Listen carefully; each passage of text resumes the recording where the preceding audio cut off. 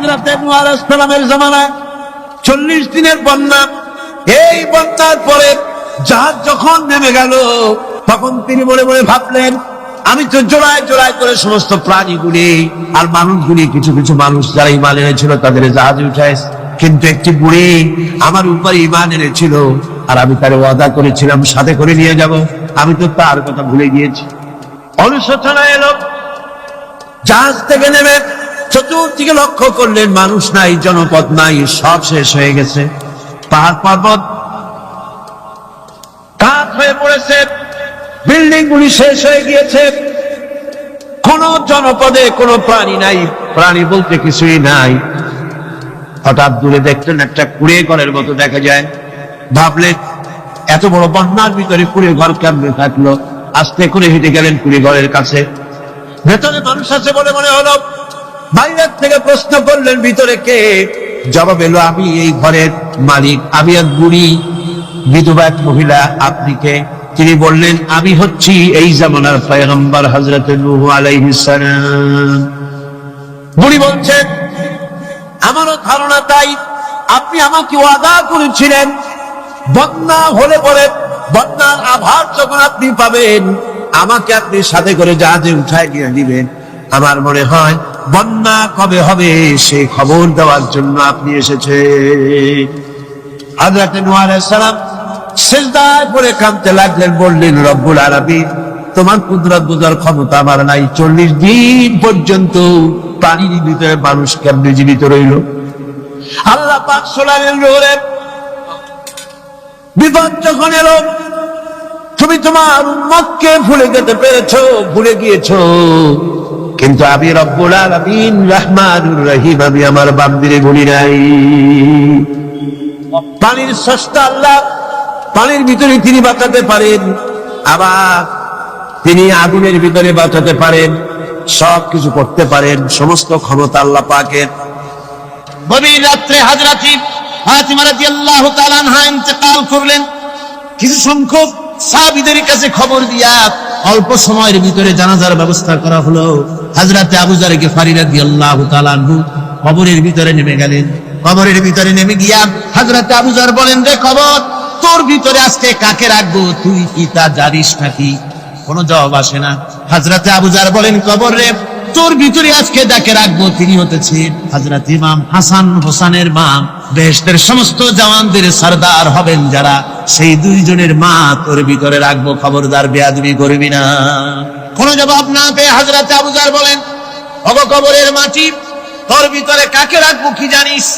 আসাদুল্লাহিল গালিব, দুনিয়ার সমস্ত কাফেরদের বিরুদ্ধে আল্লাহ রাব্বুল আলামিন যাকে বাঘ বানিয়ে পাঠালেন, সেই হযরতে আলী, তার স্ত্রী রেখে যাব, খবরদার বেয়াদবি করবি না।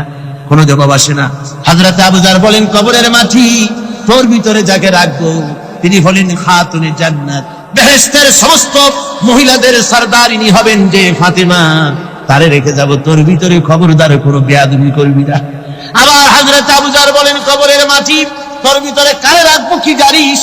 তোর ভিতরে আজকে যাকে রেখে দিতেছি তিনি হলেন আখেরি জামানার পয়গম্বর, বিশ্বনবী জনাবে মুহাম্মদ রাসূলুল্লাহ সাল্লাল্লাহু আলাইহি ওয়াসাল্লামের কলিজার টুকরা মা ফাতেমাকে তোর ভিতরে রাখবো, খবরদার কবরের মাটি বেয়াদবি করবি না। কিতাবে এসেছে হযরতে আবু যরকে বাড়ি শুনতে পেলেন, আওয়াজ এলো, কি যেন বলতেছে, রে আবু যর, আমি ফাতেমা কি চিনি না, হাসান হোসেনের মা কি চিনি না, আলীর স্ত্রী চিনি না, রাসূলের মেয়ে মা ফাতেমা কি চিনি না। আমল যদি ভালো হয় আমার ভিতরে, আমল ভালো নিয়ে যে আসবে শান্তিতে থাকবে, আর আমল যদি খারাপ হয় আমার ভিতরে, তার অবস্থা চূড়ান্ত হয়ে যাবে। আমার ভাইরা, আমার বন্ধুগণ, আমলের উপরে ভিত্তি করে কিয়ামতের দিন নাজাত হবে। আমল যদি খারাপ হয়ে যায়, কিয়ামতের দিন কেউ তাকে বাঁচাতে পারবে না। এই জন্য কিয়ামতের ময়দানে, হাসরের দিনে আল্লাহর হাবিব জনাবে মুহাম্মদ রাসূলুল্লাহ সাল্লাল্লাহু আলাইহি ওয়াসাল্লাম সিজদায় পড়ে কাঁদতে থাকবেন। আল্লাহ রাব্বুল আলামিন বলেন, হাবিব রে, আপনি কাঁদেন কেন? আজকে তো আপনার কাঁদার দিন না, আমি আপনাকে মাকামে মাহমুদ দান করেছি, আমি আপনাকে কাউসার দান করেছি, আপনার আজকে সম্মানের দিন, মর্যাদার দিন, কাঁদেন কেন? আল্লাহর হাবিব বলবেন, রব্বুল আলামিন, মাকামে মাহমুদ পেয়েছি, কাউসার পেয়েছি, কান্দি এই জন্য আমি দেখতে পাচ্ছি আবার সামনে দিয়া ফেরেশতারা আমার উম্মতগুলি জাহান্নামের দিকে নিয়ে যায়। আল্লাহ রাব্বুল আলামিন বলবেন, ওগো আমার হাবিব, আমি আপনাকে ক্ষমতা দিলাম, আপনার জান্নাতি উম্মতগুলি আপনি বেছে নেন। আল্লাহর হাবিব তার জান্নাতের উম্মতগুলি বাঁচতে থাকবেন। হযরত আয়েশা বলেন, ইয়া রাসূলুল্লাহ, কিয়ামতের ময়দানে লক্ষ কোটি কোটি মানুষের ভিতরে আপনার জান্নাতি উম্মত আপনি চিনবেন কি করে? হুজুর বলেন, আয়েশা, কোন একটি ঘোড়ার কপাল যদি থাকে সাদা, এই সাদা কপালওয়ালা ঘোড়াটা যদি অসংখ্য ঘোড়ার ভিতরে যদি হারিয়ে যায়, তাহলে সাদা কপালওয়ালা ঘোড়ার মালিক তার ঘোড়াকে পাবে কিনা বলো? হযরত আয়েশা বলেন, হুজুর অনায়াসে পাবে। আল্লাহ রাব্বুল আলামিনের হাবিব বলেন, আয়েশা রে, কিয়ামতের ময়দানে আমার যেই উম্মতেরা নামাজি ছিল, দিনদার ছিল, পরেজগার ছিল, দুনিয়ার বুকে ঈমান নিয়ে যারা চলাফেরা করেছে, আমার দিন কায়েমের আল্লাহর দ্বীনের জন্য যারা কাজ করেছে, ওদের চেহারা নূর চমকাতে থাকবে, ঈমানের নূর কিয়ামতের দিন চমকাতে থাকবে। সেই ঈমানের নূর দেখে দেখে আমি আমার জান্নাতি উম্মতগুলি আমি বেছে নেব। হযরত ফাতিমা রাদিয়াল্লাহু তাআলা আনহাকে রাসূলুল্লাহ সাল্লাল্লাহু আলাইহি ওয়াসাল্লাম অত্যন্ত ভালোবাসতেন, মহব্বত করতেন তার স্ত্রীদেরকেও। তার স্ত্রীরাও রাসূল করিম সাল্লাল্লাহু আলাইহি ওয়াসাল্লামকে ভালোবাসতেন প্রাণ উজাড় করে দিয়ে। নবীজি বলেছেন, কন্যার পিতাদেরকে গালি দিও না। অনেকে টিটকারি করে, বারবার মেয়ে হয় ছেলে একটাও হয় না, সেই জন্য টিটকারি বটকারি করে। আল্লাহর নবী বলেছেন, মেয়ের পিতাকে গালি দিও না, ঠাট্টা করো না, যেহেতু আমি মুহাম্মদ রাসূলুল্লাহ সাল্লাল্লাহু আলাইহি ওয়াসাল্লাম, আমি মেয়েদের পিতা, আমি নিজে মেয়েদের পিতা। খাও না, মেয়েদের পিতাকে গালি দিও না। রাসূলুল্লাহ বলেছেন, আকাশের নিচে জমিনের উপরে খাদিজার মতো মহিলা আর নাই। সেই হযরতে খাদিজা রাসূলের 4টি মেয়ে পেটে ধারণ করেছিলেন। সুবহানাল্লাহ। মেয়ের প্রতি রাসূলুল্লাহ যথেষ্ট মহব্বত করতেন, মেয়েকে খুব ভালোবাসতেন হুজুর সাল্লাল্লাহু আলাইহি ওয়াসাল্লাম। হুজুরের কলিজার টুকরা ছিলেন মা ফাতিমা রাদিয়াল্লাহু তাআলা আনহা। হুজুর যখন কোথাও যেতেন, সকলের শেষে দেখা করতেন ফাতেমার সঙ্গে, আর বিদেশ থেকে সফর করে এসে সকলের আগে দেখা করতেন ফাতেমার সঙ্গে। সুবহানাল্লাহ। রাসূলুল্লাহ আরো বলেছেন, তোমরা যখন বাজারে যাবে বা ব্যবসা করতে যাবে বা বিদেশে যাবে, আসার সময় যে সব হাদিয়া নিয়ে আসো। আমরা যখন বাইরে যাই, বাজারে যাই, কিছু হাদিয়া আনি না? জামা, কাপড়, চকলেট ইত্যাদি আমরা আনে থাকি। রাসূলুল্লাহ বলেছেন, হাদিয়াগুলি তোমরা যারা বিদেশে যাও, বাজারে যাও, হাদিয়া আনবে, আর এনে ঘরের মধ্যে ঢুকে তা শুরু করবে মেয়েকে দিয়ে। প্রথমে দেবে মেয়েকে। সুবহানাল্লাহ। মেয়ের মর্যাদা ইসলামে সব চাইতে বেশি। কোন যুগে?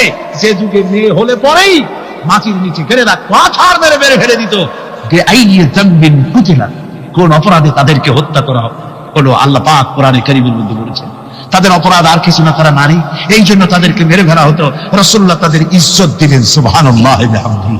রাসূলুল্লাহ সম্মান দিলেন, ইজ্জত দিলেন তাদের। কন্যা হিসাবে নারীর এই মর্যাদা। ফাতেমাকে রাসূল এত ভালোবাসতেন, ইন্তেকালের সময় হযরত ফাতেমা কাঁদতে কাঁদতে বেহুশ হয়ে যাওয়ার উপক্রম হয়ে গেল। রাসূলুল্লাহ হযরত ফাতেমাকে ইশারা দিলেন।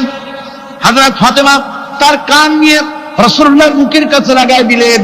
আল্লাহ নবী কি যেন বললেন কানে কানে, হযরত ফাতেমার কান্না বন্ধ হয়ে গেল। হযরত আয়েশা বলেন, মা, রাসূলুল্লাহ তোমার কানে কানে কি বললো আর তোমার কান্না বন্ধ হয়ে গেল? হযরত ফাতেমা বলেন, ইয়া আম্মা জান, আমার আব্বা আমার কানে কানে বললো, মা ফাতেমা তুই কাঁদিস না, তোর কান্না আমার বরদাস্ত হয় না, তোমাকে কাঁদতে হবে না। আমি তোমাকে সুসংবাদ দিয়ে যেতেছি, আমি মরে যাওয়ার পর সর্বপ্রথম তোমার সাথে আমার দেখা হবে। রাসূলুল্লাহর এই ভবিষ্যৎবাণী হযরত ফাতেমা বুঝতে পেরেছেন যে হুজুরের ইন্তেকালের পরে আমার বেশি দেরি হবে না, আমিও তাড়াতাড়ি হুজুরের সাথে শামিল হতে পারবো। হুজুরের ইন্তেকালের 6 মাস পরেই হযরত ফাতেমা রাদিয়াল্লাহু তাআলা আনহা ইন্তেকাল করেছেন। কন্যা হিসেবে নারীর মর্যাদা ইসলাম অনেক অনেক গুণে বাড়িয়ে দিয়েছে। এই কন্যা শিশু, কৈশোর, যৌবন পেরিয়ে যখন যৌবনে তার বিয়ে হয়ে যায়, আল্লাহ রাব্বুল আলামিন তখন বলেন, ওয়া মিন আয়াতিহি আন খালাকা লাকুম মিন আনফুসিকুম আজওয়াজান লিতাসকুনু ইলাইহা ওয়া জাআলা বাইনাকুম মাওয়াদ্দাতান ওয়া রাহমা। আল্লাহ পাক বলেন, আমার নিদর্শনের ভিতরে একটি নিদর্শন, আমি তোমাদের থেকে তোমাদের জোড়া তৈরি করেছি, তোমাদের স্ত্রীদেরকে তৈরি করেছি, তোমাদের সাথে তোমাদের স্ত্রীর ভালোবাসা সৃষ্টি করেছি, মহব্বত সৃষ্টি করেছি। এই মহব্বত আমি আল্লাহ তৈরি করেছি। আর যখন বুড়ো হয়ে যায় মানুষ, স্বামী স্ত্রী যখন বুড়ার বুড়ি হয়, তখন আর ভালোবাসা থাকে না, তখন ওই ভালোবাসা সহৃদয়তার করুণায় আমি আল্লাহ পরিণত করে দেই। বুড়ার জন্য তখন বুড়ি ছাড়া আর উপায় নাই, বুড়িরও আর বুড়া ছাড়া উপায় নাই। তখন ভালোবাসা কোনো বিশেষ কোনো অক্ষণীয় ভালোবাসা নয়, তখন একের উপরে অন্য একদম নির্ভরশীল হয়ে পড়ে। আল্লাহ পাক বলেন এই অবস্থা আমি আল্লাহ সৃষ্টি করে দেই। সুবহানাল্লাহ। স্ত্রীকে রাসূলুল্লাহ কত ভালোবাসতেন। আল্লাহ নবী বলেছেন আমার কাছে তিনটা জিনিস প্রিয়, একটা হচ্ছে সুগন্ধি, একটা হচ্ছে নামাজ, আরেকটা হচ্ছে স্ত্রী। সুবহানাল্লাহ। স্ত্রী আমার কাছে প্রিয়। হুজুর বলেছেন তোমাদের মধ্যে সেই ব্যক্তি উত্তম যে ব্যক্তি তার স্ত্রীর কাছে উত্তম। আমি আমার স্ত্রীদের কাছে উত্তম ব্যক্তি। সুবহানাল্লাহ। রাসূলুল্লাহ স্ত্রীকে কত ভালোবাসতেন। বিশ্বনবী রাজনৈতিক কর্মকাণ্ড চালাচ্ছেন, যুদ্ধের দামামা বাজতেছে, চতুর্দিকে কত অশান্তি, সবকিছু চলছে, স্ত্রীর হক আদায় করতে ভুলে যাননি। রাতের বেলায় হযরত আয়েশার বয়স কম, তাকে নিয়ে রাসূলুল্লাহ একটু সুযোগ পেয়েছেন, বলছেন আয়েশা সব তো ঘুমিয়ে, চলো আমরা একটু দৌড়াই। ওই যে দূরে একটা জিনিস দেখা যায়, দৌড় দাও, দেখি কি আগে যায়। দুজনে দৌড় প্রতিযোগিতা করলেন। দৌড় প্রতিযোগিতায় হযরত আয়েশা ফার্স্ট হলেন, হুজুর পিছনে পড়ে গেলেন। হযরত আয়েশা খুব আনন্দ করলেন যে আপনি কিন্তু আমার সাথে দৌড়ে পারলেন। পরবর্তী কিছু কাল যাওয়ার পর হযরত আয়েশা বলেন হুজুর আজকে আবার বললেন যে চলো আয়েশা একটু দৌড়াই।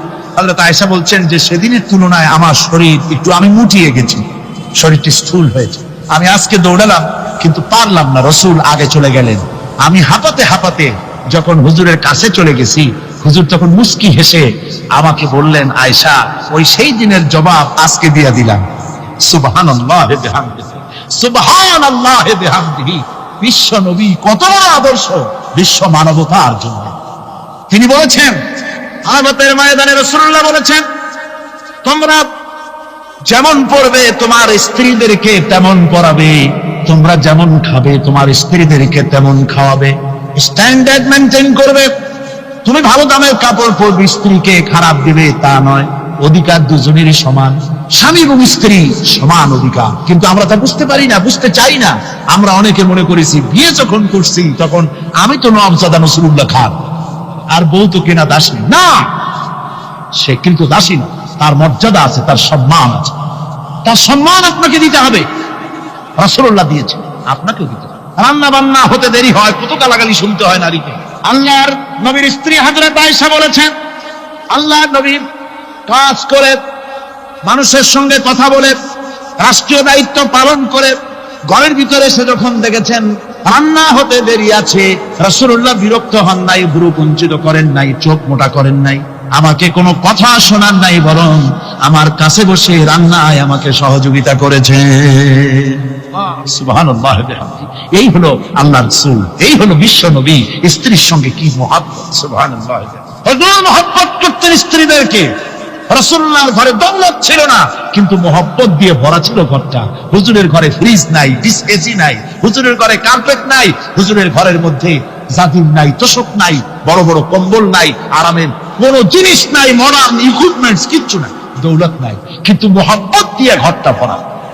হযরত আয়েশা বলেছেন আমি পানি পান করে, যখন আমি পানি পান করে গ্লাস রেখে দিতাম, আল্লাহর নবী তখন গ্লাসের সেই জায়গায় ঠোঁট লাগাতেন যেখানে আমি ঠোঁট লাগাইয়া পানি পান করেছি। আমি গোশত চিবোতাম, রাসূলুল্লাহ আমার হাত থেকে গোশত টুকরা দিয়া সেই জায়গায় চিবোতেন যেখানে আমি চিবুয়েছি। সুবহানাল্লাহ। আমার ভাইরা, রাসূল তার স্ত্রীদেরকে মহব্বত করতেন, স্ত্রীরাও রাসূলকে মহব্বত করতেন দারুণ ভাবে। একবার হযরত আয়েশা সিদ্দিকা রাদিয়াল্লাহু তাআলা আনহা হুজুরকে গোসল করাতে ছিলেন, মাথার উপরে পানি ঢালতেছেন, হুজুর একটা চোখের উপরে বা একটা তক্তার উপরে বসে আছে। গোসলের পানির ভিতরে রাসূলুল্লাহ দেখতে পেলেন রক্তের মতো কি যেন প্রবাহিত হয়ে যাচ্ছে। হুজুর জিজ্ঞেস করেন আয়েশা রে, পানির ভিতরে রক্তের মতো কি দেখা যায়? হযরত আয়েশা বলেন হুজুর আপনি যখন বসেছিলেন অসতর্ক মুহূর্তে তক্তার নিচে আমার একটা আঙ্গুল পড়েছিল, পায়ে আঙ্গুলটা পেটে বোধহয় রক্ত বেরোতেছে। রাসূলুল্লাহ তাড়াতাড়ি করে উঠলেন আর ওই আঙ্গুলকে ব্যান্ডেজ করে দিলেন। রাসূলুল্লাহ বললেন, আয়েশা রে, আঙ্গুল ফেটে গেছে, একটু আহাহু পর্যন্ত করলে না, এতক্ষণ তুমি কষ্ট করলে কেন? হযরত আয়েশা বলেন, ইয়া রাসূলুল্লাহ, ওটা তো একটা পায়ের আঙ্গুল। আয়েশার কলিজাটা ফেটে যদি রক্ত বেরোতো, রাসূলুল্লাহকে উঠতে বলতে আমি পারতাম না। কি মহব্বত রাসূলের সাথে। হযরত আয়েশা বলেন, রাসূল সাল্লাল্লাহু আলাইহি ওয়াসাল্লাম স্ত্রীদেরকে এত ভালোবাসতেন, আমাদের ঘরে গোশত টোস্ত তেমন রান্না বান্না খুব কম হতো। গোশত রান্না হবে কি, মাসের পর মাস চলে গেছে রাসূলের বাড়িতে, হুজুর স্ত্রীরা বলেছেন আমাদের ঘরে চুলে আগুন জ্বলে নাই, একটু শুকনা রুটি, একটু শুকনা খেজুর আর একটু পানি খেয়ে আমাদের জীবন চলেছে, এরকমের অবস্থা হয়েছে। তারপরে এই অবস্থা চলেছে, এর মধ্যে যদি কখন একটু গোশত আসছে, হুজুর যখন ছাগল টাগল ইত্যাদি ছাগল দুম্বা জবাও করেছেন, এই দুম্বার গোশত নিয়ে, ছাগলের গোশত নিয়ে রাসূলুল্লাহ নিজে বেরোতেন। হযরত খাদিজার বান্ধবী কোথায় আছে খুঁজে ওই বান্ধবীর কাছে গোশত পৌঁছে দিয়ে আসতে। হযরত আয়েশা বলেন, একদিন আমার ঘুম ভেঙে গেল, দেখি হুজুর আমার কাছে নাই, গেলেন কোথায়? খুঁজতে খুঁজতে যায় দেখি মসজিদে নববীর ভিতরে হুজুর হাত তুলে বসে আছেন, মোনাজাত করতেছেন। আমি পেছনে কি হাত তুলে, আমি শুনতে পাচ্ছি নবীজি দোয়া করছেন, রব্বুল আলামিন কিয়ামতের ময়দানে যেদিন সন্তান তার পিতাকে ভুলে যাবে, মা তার সন্তানকে হারায় ফেলবে, ওই কঠিন হাসরের ময়দানে আমি যেন আমার খাদিজাকে হারাইয়া না যাই। মুনাজাতের শেষে হযরত আয়েশা বলেন, ইয়া রাসূলুল্লাহ, খাদিজার কথা আপনার এত কেন বারবার মনে পড়ে? একটা বুড়িরে বিয়ে করেছিলেন 25 বছর বয়সের সময়, 40 বছর বুড়ি, তার কথা কেন এত মহব্বত আপনার মনে পড়ে? তার থেকে যুবতী মেয়ে, সুন্দরী মেয়েকে আপনার স্ত্রী হিসেবে আপনি পান নাই? হুজুর বলেন, আয়েশা রে, খাদিজার সম্পর্কে এমন কথা তুমি আর বলো না, তোমরা সবাই আমার সুখের দিনের স্ত্রী, আর খাদিজা আমার এমন সময় স্ত্রী ছিল যখন মক্কায় আমার আশ্রয় ছিল না, তামাম মক্কা নগরীতে আমার আশ্রয় ছিল না। খাদিজার সঞ্চিত সমস্ত ধনরাশি ইসলাম কবুল করার পর দুহাতে খাদিজা বিতরণ করে দিয়েছে। হযরত আয়েশা বলেন, হুজুর আমার গোস্তাকি মাফ করে দেন, আমি আর এরকম বলবো না, তবে খাদিজা সম্পর্কে আমার এই কিছু একটু শুনান। হুজুর বলেন, আয়েশা রে শোনো, গভীর রাত যত রাত হোক না কেন, ইসলামের দাওয়াত দিয়ে দিয়ে গভীর রাত্রে আমি যখন বাসায় ফিরেছি, ঘরে এসেছি, দরজায় একটা মাত্র ডাক দিয়েছি, খাদিজা, অমনি দরজা খুলে গেছে। আমি জিজ্ঞেস করেছি, খাদিজা রে, যত রাত্রে আসলাম, যতবার আসলাম, একটা ডাকের বেশি লাগলো না, তুমি কি ঘুমাও না? হযরতে খাদিজা বলেছেন, ইয়া রাসূলুল্লাহ, আমার মনের ভিতরে ভয় থাকে, আল্লাহর রাসূল দ্বীনের খেদমতে বাইরে আছেন, আমি যদি আরামে বিছানায় ঘুমায় থাকি আর নবীজি দরজায় তার কাছে দাঁড়ায় আমারে ডাকাডাকি করবেন, উঠতে যদি দেরি হয়ে যায় নবীজির সঙ্গে বেয়াদবি হয়ে যাবে, এই মনে করে আপনি না আসা পর্যন্ত দরজার সাথে পিঠ লাগাই আমি দাঁড়াইয়া দাঁড়াইয়া ঘুমাই। আমার ভাইরা, হযরতে খাদিজার ইজ্জত স্বয়ং আল্লাহ দিয়েছেন। কে দিয়েছে? হাদিস শরীফে এসেছে, রাসূলুল্লাহ জাবালে নূরে বসা, গারে হেরার ভিতরে বসা, হযরতে জিবরাইল রাসূলুল্লাহর সঙ্গে কথা বলতেছেন। একটু পরে হযরতে জিবরাইল বলেন, ইয়া রাসূলুল্লাহ, আমি আর এখানে বসবো না, আমি এখন চলছি, আমি দেখতে পাচ্ছি খাদিজা আসতেছে আপনার জন্য খাবার নিয়ে। খাদিজা যখন আপনার কাছে পৌঁছে যাবে, আপনি খাদিজাকে শোনায় দিবেন আল্লাহ রাব্বুল আলামিন খাদিজাকে সালাম জানাইছে। সুবহানাল্লাহ, সুবহানাল্লাহ। রাসূলুল্লাহর কাছে হযরতে খাদিজা যখন আসলেন, হুজুর বললেন, খাদিজা, আজকে তোমার জন্য দারুণ সুখবর। বলে কি? বলে আল্লাহ পাক জিবরাইল কেমন উঠে গেল আমার কাছ থেকে, জিবরাইল বলে গেল আল্লাহ তোমাকে সালাম বলেছে। হযরত খাদিজা কেঁদে ফেললেন, বললেন, ইয়া রাসূলুল্লাহ, আমার নারী জন্ম সার্থক, আল্লাহ আমাকে সালাম বলেছে, এর জবাব কেমনে দিতে হয় হুজুর আমি তো জানি না, আপনি আমার পক্ষ থেকে আল্লাহর সালাম কিভাবে দেওয়া লাগে আপনি দিয়ে দিন, আমি তো বুঝি না কেমনে আল্লাহর সালামের জবাব দেব। হুজুর বললেন, খাদিজা, শুধু আল্লাহ নয়, জিবরাইলও তোমাকে সালাম বলে গেছেন। হযরতে খাদিজা বললেন, হযরত জিবরাইলকে আমার সালামের জবাবটা ওয়ালাইকুম আসসালাম বলেন। হযরত খাদিজার এই মর্যাদা ছিল। আমার ভাইরা, রাসূল পাক সাল্লাল্লাহু আলাইহি ওয়াসাল্লাম এভাবে মহব্বত করেছেন স্ত্রীদেরকে। সুতরাং স্বামী স্ত্রীর মহব্বত আল্লাহ জান্নাতি নিয়ামত। কি নিয়ামত? যে ঘরের মধ্যে স্বামী স্ত্রীর মধ্যে মিল মহব্বত আছে এটা বেহেশতের মতো, আর যেখানে মিল মহব্বত নাই এটা জাহান্নামের মতো। ঠিক কি? সুতরাং মহব্বত করুন, বেশি বেশি স্যাক্রিফাইস করুন, বেশি বেশি স্যাক্রিফাইস। নারীদের ব্যাপারে বলা হয়েছে, পুরুষকে বলা হয়েছে অধিকার আদায় করো, সব ব্যাপারে সমান অধিকার, কিন্তু নারীকে একটা ব্যাপারে বলা হয়েছে, নারী শোনো, পুরুষের মর্যাদা তোমার চাইতে আল্লাহ রাব্বুল আলামিন বেশি দিয়েছেন। আর রিজালু কাওয়ামুনা আলান নিসা, নারীদের উপরে পুরুষের প্রাধান্য আল্লাহ পাক দান করেছেন। একজন সাহাবী বলেছিলেন, ইয়া রাসূলুল্লাহ, জংলি উট দেখলাম আপনার পায়ের উপরে সিজদায় পড়ে গেল, আপনি যদি আমাদেরকে অনুমতি দিতেন না আপনাকে আমরা সিজদা করতাম। আল্লাহ নবী বললেন, মানুষ মানুষকে সিজদা করা এ পারমিশন যদি আমি দিতাম তাহলে দুনিয়ার সমস্ত স্ত্রীদেরকে বলতাম তারা যেন তাদের স্বামীকে সিজদা দেয়।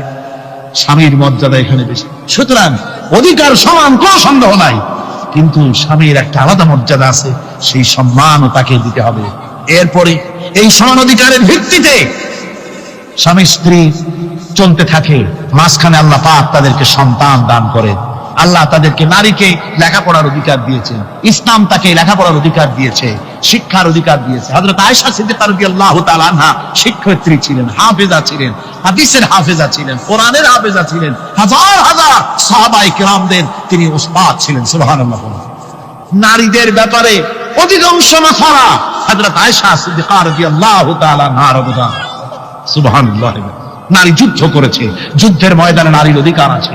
নারী চাকরি করতে পারবে, নারী ব্যবসা করতে পারবে, নারী লেখাপড়া করতে পারবে, নারী সেনাবাহিনীতে যেতে পারবে, নারী সব করতে পারবে, কিন্তু পর্দার মধ্যে। জনৈক সাহাবী ইসলাম গ্রহণ করার পরও রাসূলুল্লাহ সাল্লাল্লাহু আলাইহি ওয়াসাল্লামের কাছে অনুশোচনা করছিলেন তার কন্যা সন্তান নিজ হাতে হত্যা করার জন্য। আমাদের প্রিয় নবী এই কথা শুনে কেঁদে ফেললেন। একটা লোক গিয়ে কাঁদতেছিল মুসলমান হওয়ার পরও। হুজুর কয় কাঁদো কেন? কই যে আমার গুনাহ কি মাফ হয়েছে? হুজুর বলেন হ্যাঁ মাফ হয়েছে, কলেমা পড়ছো মাফ হয়েছে। কয় যে হুজুর আমি তো মারাত্মক গুনাহ করছি। বলে কি? বলে আমার একটা মেয়ে, সেই মেয়েটাকে নিয়ে আমি ঘনানো লম্বা, আমি সংক্ষেপে বলতেছি, মেয়েটাকে ফাঁকি দিয়া তাহলে আমি মারবো, বুঝতে দেই নাই আমার বউরে। বললাম চলো বেড়াইতে যাই, মেয়েটা আমার সাথে সাজাই দিয়েছে, তার মা বেড়াতে নিয়ে যাবো এই কথা মনে করে। মেয়েটা কদ্দূর যায়, আবার আব্বা আব্বা বলে আমার দিকে ফিরে আসে, আবার পিছনে থাকে, আবার আব্বা আব্বা বলে জড়ায় ধরে। এইভাবে করতে করতে যখন নির্জন এলাকায় গেলাম, আমি পাহাড়ের পাশে গর্ত খোঁড়া আরম্ভ করলাম। গর্ত কুচি আর মাটি ছিটে এসে আমার দাড়িতে লাগে। বাচ্চা মেয়েটা আমার কাছে এসে দাড়ি দিয়ে ধুল ছাড়ায় দেয়, কয় আব্বা তোমার দাড়িতে ধুল লাগতেছে, তুমি এই কষ্ট করতেছো কেন? মেয়ে তো বোঝে না যে আমি তার জন্য কবর খুঁজতেছি। কবরটা খোঁড়া হয়ে যাওয়ার পর মেয়েটারে বান্ধা শুরু করলাম। মেয়ে এখন কাঁদতেছে, বাবা আমার বান্ধব কেন? আমি তারে বাঁধা জোরে ওর মধ্যে নিক্ষেপ করে দিলাম। মেয়েটা গর্তের মধ্যে বসে চিৎকার করে বলছে, আব্বা তুমি আমারে বাঁচতে দাও, আমি তোমারে বাপ বলে সমাজে হ্যাঁ করবো না, আমি ভিক্ষা করে খাবো, আমার পারু না। লোকটি বলছি, ইয়া রাসূলুল্লাহ, আমার মনে দরদ আসলো। আমি একটা পাথর উঁচু করে আমার মেয়ের বুক লক্ষ্য করে জোরে মেরে দিলাম। বুকটা ফেটে রক্ত ফিনকি দিয়ে উঠলো। আমার মেয়ের বুক থেকে আওয়াজ বেরোলাম, আমার কালে যেন এখনো সেই আওয়াজ বাজে। হাদিস শরীফে এসেছে, হুজুরের চোখের পানি দাড়ি ভিজে ভিজে জামার উপরে পড়তেছিল। হুজুর বললেন, আহারে মানুষও পারে এরকম কাম করতে। পৃথিবীতে নারীর যখন কোনো সম্মান ছিল না, মর্যাদা ছিল না, সেই সময় আমার রাসূল, আমার বিশ্বনবী নারীদেরকে সম্মানের হাত ধরে গর্তের ভিতর থেকে উঠাইয়া রানীর সিংহাসনে বসায় দিলেন। সুবহানাল্লাহ। মায়ের মর্যাদা দিয়ে দিলেন। সুবহানাল্লাহ। নারীরা আমাদের মায়ের জাত। নারীরা আমার কি এর জাত? মায়ের জাত।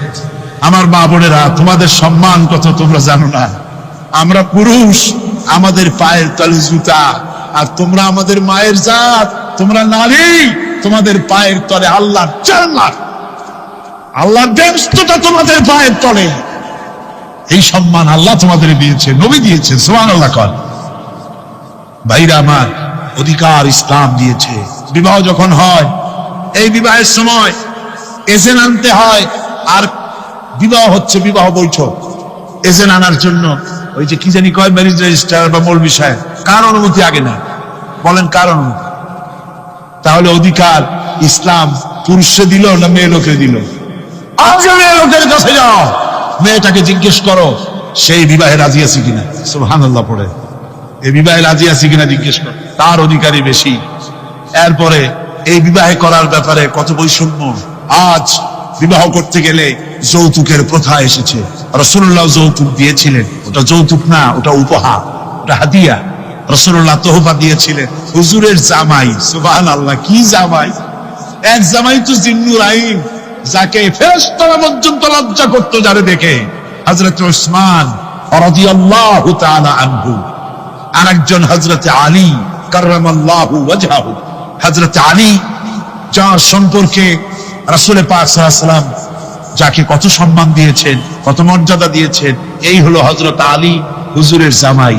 আনা মদিনাতুল ইলম ওয়া আলিউম বাবুহা, আমি হলাম জ্ঞানের রাজ্য, আর আলী হলো সেই রাজ্যে প্রবেশের দরজা। সুবহানাল্লাহ। ভাইরা, এই হলো জামাই। আর মেয়ে খাতুনে জান্নাত বিনতে রাসূল, বেহেশতের সমস্ত রমণীদের সরদারিনী মা ফাতিমাতুজ জাহরা রাদিয়াল্লাহু তাআলা আনহা। কি উপহার দিলেন বিয়েতে রাসূল! এই মেয়ে আর এই জামাই। উপহার হলো খেজুরের ছোবড়ার একটা তোষক, পানি উঠাবার জন্য একটা মশক, আর আটা পেশা একটা জাত। এই হলো নবীর মেয়ে আর জামাইয়ের জন্য। রাসূলুল্লাহ সাল্লাল্লাহু আলাইহি ওয়াসাল্লামের স্ত্রী মা উম্মে হাবিবা আমাদের প্রিয় নবীর সম্মানের প্রতি ছিলেন খুবই যত্নশীল। তার পিতা তখন ইসলাম গ্রহণ করেননি। এমন অবস্থায় পিতা ঘরে প্রবেশ করলে রাসূলুল্লাহ সাল্লাল্লাহু আলাইহি ওয়াসাল্লামের স্ত্রী তার পিতার সাথে যে আচরণ করেছিলেন, এখন আমরা শুনবো সে কাহিনী। আবার স্ত্রীরা রাসূলের প্রতি কি ভালোবাসা দেখেছেন। হযরত উম্মে হাবিবা রাদিয়াল্লাহু তাআলা আনহা, আমাদের মা আবু সুফিয়ান রাদিয়াল্লাহু তাআলা আনহু, তার মেয়ে। তার কাছে আবু সুফিয়ান তখনও কাফের, সেই কুফরি হালতে মেয়ের ঘরে গিয়েছেন। যাওয়ার পরে হযরত উম্মে হাবিবা বাপ যখন বসতে গিয়েছেন, তখন উম্মে হাবিবা বলছেন যে আব্বা একটু দাঁড়ান। এই অবস্থায় দাঁড়াতে বলে বিছানাটা উল্টায়া দিয়া তারপরে বললেন যে বসেন।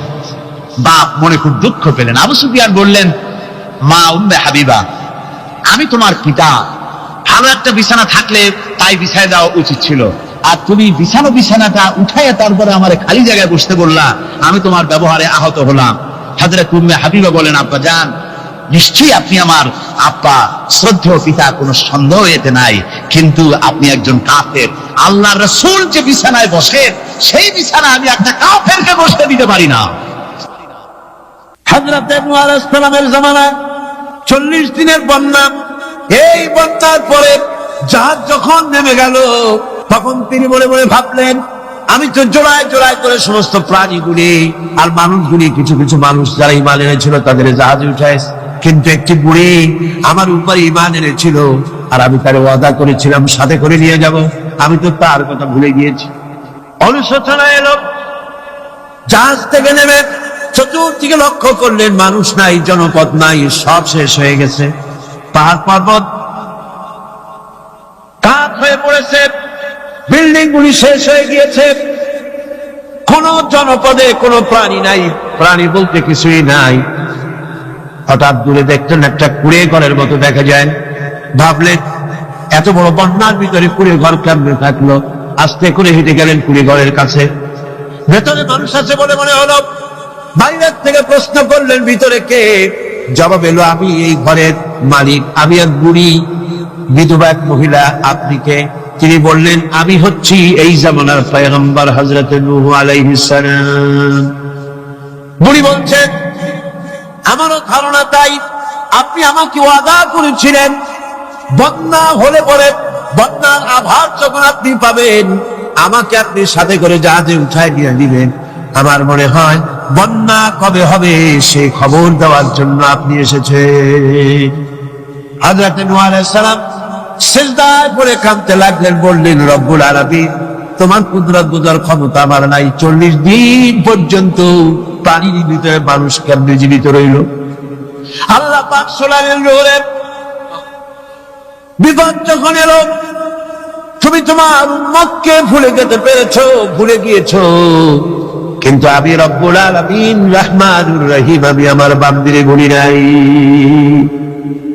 পানির স্রষ্টা আল্লাহ, পানির ভিতরে তিনি বাঁচাতে পারেন, আবার তিনি আগুনের ভিতরে বাঁচাতে পারেন, সবকিছু করতে পারেন, সমস্ত ক্ষমতা আল্লাহ পাকের। গভীর রাত্রে হযরত ফাতিমা রাদিয়াল্লাহু তাআলা আনহা ইন্তেকাল করলেন। কিছু সংখ্যক সাহাবীদের কাছে খবর দিয়া অল্প সময়ের ভিতরে জানাজার ব্যবস্থা করা হলো। হযরত আবু যর গিফারী রাদিয়াল্লাহু তাআলা আনহু কবরের ভিতরে নেমে গেলেন। কবরের ভিতরে নেমে গিয়া হযরত আবু যর বলেন, রে কবর, তোর ভিতরে আজকে কাকে রাখবো, তুই কি তা জানিস নাকি? কোনো জবাব আসে না।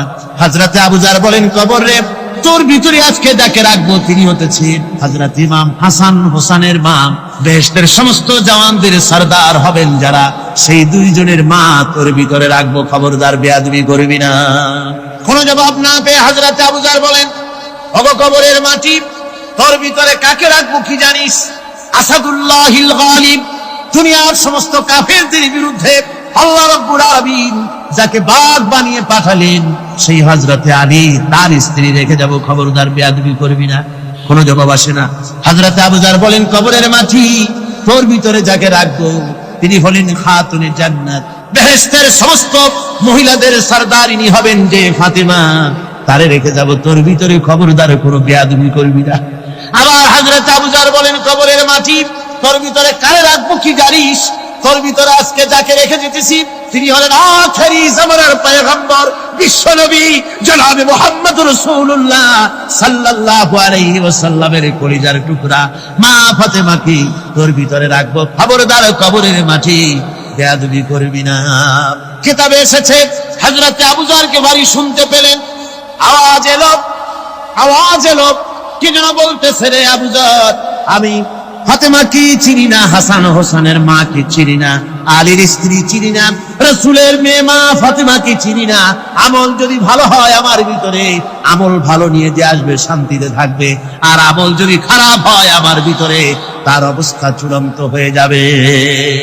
আমার ভাইরা, আমার বন্ধুগণ, আমলের উপরে ভিত্তি করে কিয়ামতের দিন নাজাত হবে।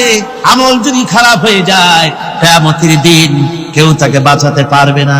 এই জন্য কিয়ামতের ময়দানে, হাসরের দিনে আল্লাহর হাবিব জনাবে মুহাম্মদ রাসূলুল্লাহ সাল্লাল্লাহু আলাইহি ওয়াসাল্লাম সিজদায় পড়ে কাঁদতে থাকবেন। আল্লাহ রাব্বুল আলামিন বলেন, হাবিব রে, আপনি কাঁদেন কেন? আজকে তো আপনার কাঁদার দিন না, আমি আপনাকে মাকামে মাহমুদ দান করেছি, আমি আপনাকে কাউসার দান করেছি, আপনার আজকে সম্মানের দিন, মর্যাদার দিন, কাঁদেন কেন? আল্লাহর হাবিব বলবেন, রব্বুল আলামিন, মাকামে মাহমুদ পেয়েছি, কাউসার পেয়েছি, কান্দি এই জন্য আমি দেখতে পাচ্ছি আবার সামনে দিয়া ফেরেশতারা আমার উম্মতগুলি জাহান্নামের দিকে নিয়ে যায়। আল্লাহ রাব্বুল আলামিন বলবেন, ওগো আমার হাবিব, আমি আপনাকে ক্ষমতা দিলাম, আপনার জান্নাতি উম্মতগুলি আপনি বেছে নেন। আল্লাহর হাবিব তার জান্নাতের উম্মতগুলি বাঁচতে থাকবেন। হযরত আয়েশা বলেন, ইয়া রাসূলুল্লাহ, কিয়ামতের ময়দানে লক্ষ কোটি কোটি মানুষের ভিতরে আপনার জান্নাতি উম্মত আপনি চিনবেন কি করে? হুজুর বলেন, আয়েশা, কোন একটি ঘোড়ার কপাল যদি থাকে সাদা, এই সাদা কপালওয়ালা ঘোড়াটা যদি অসংখ্য ঘোড়ার ভিতরে যদি হারিয়ে যায়, তাহলে সাদা কপালওয়ালা ঘোড়ার মালিক তার ঘোড়াকে পাবে কিনা বলো? হযরত আয়েশা বলেন, হুজুর, অনায়াসে পাবে। আল্লাহ রাব্বুল আলামিনের হাবিব বলেন, আয়েশা রে, কিয়ামতের ময়দানে আমার যেই উম্মতেরা নামাজি ছিল, দিনদার ছিল, পরেজগার ছিল, দুনিয়ার বুকে ঈমান নিয়ে যারা চলাফেরা করেছে, আমার দিন কায়েমের, আল্লাহর দ্বীনের জন্য যারা কাজ করেছে, ওদের চেহারা নূর চমকাতে থাকবে, ঈমানের নূর কিয়ামতের দিন চমকাতে থাকবে। সেই ঈমানের নূর দেখে দেখে আমি আমার জান্নাতি উম্মতগুলি আমি বেছে নেব। হযরত ফাতিমা রাদিয়াল্লাহু তাআলা আনহাকে রাসূলুল্লাহ সাল্লাল্লাহু আলাইহি ওয়াসাল্লাম অত্যন্ত ভালোবাসতেন, মহব্বত করতেন তার স্ত্রীদেরকেও। তার স্ত্রীরাও রাসূল করিম সাল্লাল্লাহু আলাইহি ওয়াসাল্লামকে ভালোবাসতেন প্রাণ উজাড় করে দিয়ে। নবীজি বলেছেন, কন্যার পিতাদেরকে গালি দিও না। অনেকে টিটকারি করে, বারবার মেয়ে হয় ছেলে একটাও হয় না, সেই জন্য টিটকারি বটকারি করে। আল্লাহর নবী বলেছেন, মেয়ের পিতাকে গালি দিও না, ঠাট্টা করো না, যেহেতু আমি মুহাম্মদ রাসূলুল্লাহ সাল্লাল্লাহু আলাইহি ওয়াসাল্লাম, আমি মেয়েদের পিতা, আমি নিজে মেয়েদের পিতা, খাও না, মেয়েদের পিতাকে গালি দিও না। রাসূলুল্লাহ বলেছেন, আকাশের নিচে জমিনের উপরে খাদিজার মতো মহিলা আর নাই। সেই হযরতে খাদিজা রাসূলের 4টি মেয়ে পেটে ধারণ করেছিলেন। সুবহানাল্লাহ। মেয়ের প্রতি রাসূলুল্লাহ যথেষ্ট মহব্বত করতেন। মেয়েকে খুব ভালোবাসতেন হুজুর সাল্লাল্লাহু আলাইহি ওয়াসাল্লাম। হুজুরের কলিজার টুকরা ছিলেন মা ফাতিমা রাদিয়াল্লাহু তাআলা আনহা। হুজুর যখন কোথাও যেতেন সকলের শেষে দেখা করতেন ফাতেমার সঙ্গে, আর বিদেশ থেকে সফর করে এসে সকলের আগে দেখা করতেন ফাতেমার সঙ্গে। সুবহানাল্লাহ। রাসূলুল্লাহ আরো বলেছেন, তোমরা যখন বাজারে যাবে বা ব্যবসা করতে যাবে বা বিদেশে যাবে, আসার সময় যে সব হাদিয়া নিয়ে আসো। আমরা যখন বাইরে যাই, বাজারে যাই, কিছু হাদিয়া আনি না? জামা, কাপড়, চকলেট ইত্যাদি আমরা আনে থাকি। রাসূলুল্লাহ বলেছেন, হাদিয়াগুলি তোমরা যারা বিদেশে যাও, বাজারে যাও, হাদিয়া আনবে আর এনে ঘরের মধ্যে ঢুকে তা শুরু করবে মেয়েকে দিয়ে। প্রথমে দেবে মেয়েকে। সুবহানাল্লাহ। মেয়ের মর্যাদা ইসলামে সব চাইতে বেশি। কোন যুগে? যে যুগে মেয়ে হলে পরেই মাটির নিচে ঘেরে রাখতো, আছাড় মেরে মেরে ফেলে দিত। কোন অপরাধে তাদেরকে হত্যা করা হলো, আল্লাহ পাক কোরআনে কারীমের মধ্যে বলেছেন তাদের অপরাধ আর কিছু না, তারা নারী, এই জন্য তাদেরকে মেরে ফেলা হতো। রাসূলুল্লাহ তাদের ইজ্জত দিলেন। সুবহানাল্লাহ বিহামদিহি। রাসূলুল্লাহ সম্মান দিলেন, ইজ্জত দিলেন তাদের। কন্যা হিসাবে নারীর এই মর্যাদা। ফাতেমাকে রাসূল এত ভালোবাসতেন, ইন্তেকালের সময় হযরত ফাতেমা কাঁদতে কাঁদতে বেহুশ হয়ে যাওয়ার উপক্রম হয়ে গেল। রাসূলুল্লাহ হযরত ফাতেমাকে ইশারা দিলেন। হযরত ফাতেমা তার কান নিয়ে রাসূলুল্লাহর মুখের কাছে লাগায় দিলেন। আল্লাহ নবী কি যেন বললেন কানে কানে, হযরত ফাতেমার কান্না বন্ধ হয়ে গেল। হযরত আয়েশা বলেন, মা, রাসূলুল্লাহ তোমার কানে কানে কি বললো আর তোমার কান্না বন্ধ হয়ে গেল? হযরত ফাতেমা বলেন, ইয়া আম্মা জান, আমার আব্বা আমার কানে কানে বললো, মা ফাতেমা তুই কাঁদিস না, তোর কান্না আমার বরদাস্ত হয় না, তোমাকে কাঁদতে হবে না। আমি তোমাকে সুসংবাদ দিয়ে যেতেছি, আমি মরে যাওয়ার পর সর্বপ্রথম তোমার সাথে আমার দেখা হবে। রাসূলুল্লাহর এই ভবিষ্যৎবাণী হযরত ফাতেমা বুঝতে পেরেছেন যে হুজুরের ইন্তেকালের পরে আমার বেশি দেরি হবে না, আমিও তাড়াতাড়ি হুজুরের সাথে শামিল হতে পারবো। হুজুরের ইন্তেকালের 6 মাস পরেই হযরত ফাতেমা রাদিয়াল্লাহু তাআলা আনহা ইন্তেকাল করেছেন। কন্যা হিসেবে নারীর মর্যাদা ইসলাম অনেক অনেক গুণে বাড়িয়ে দিয়েছে।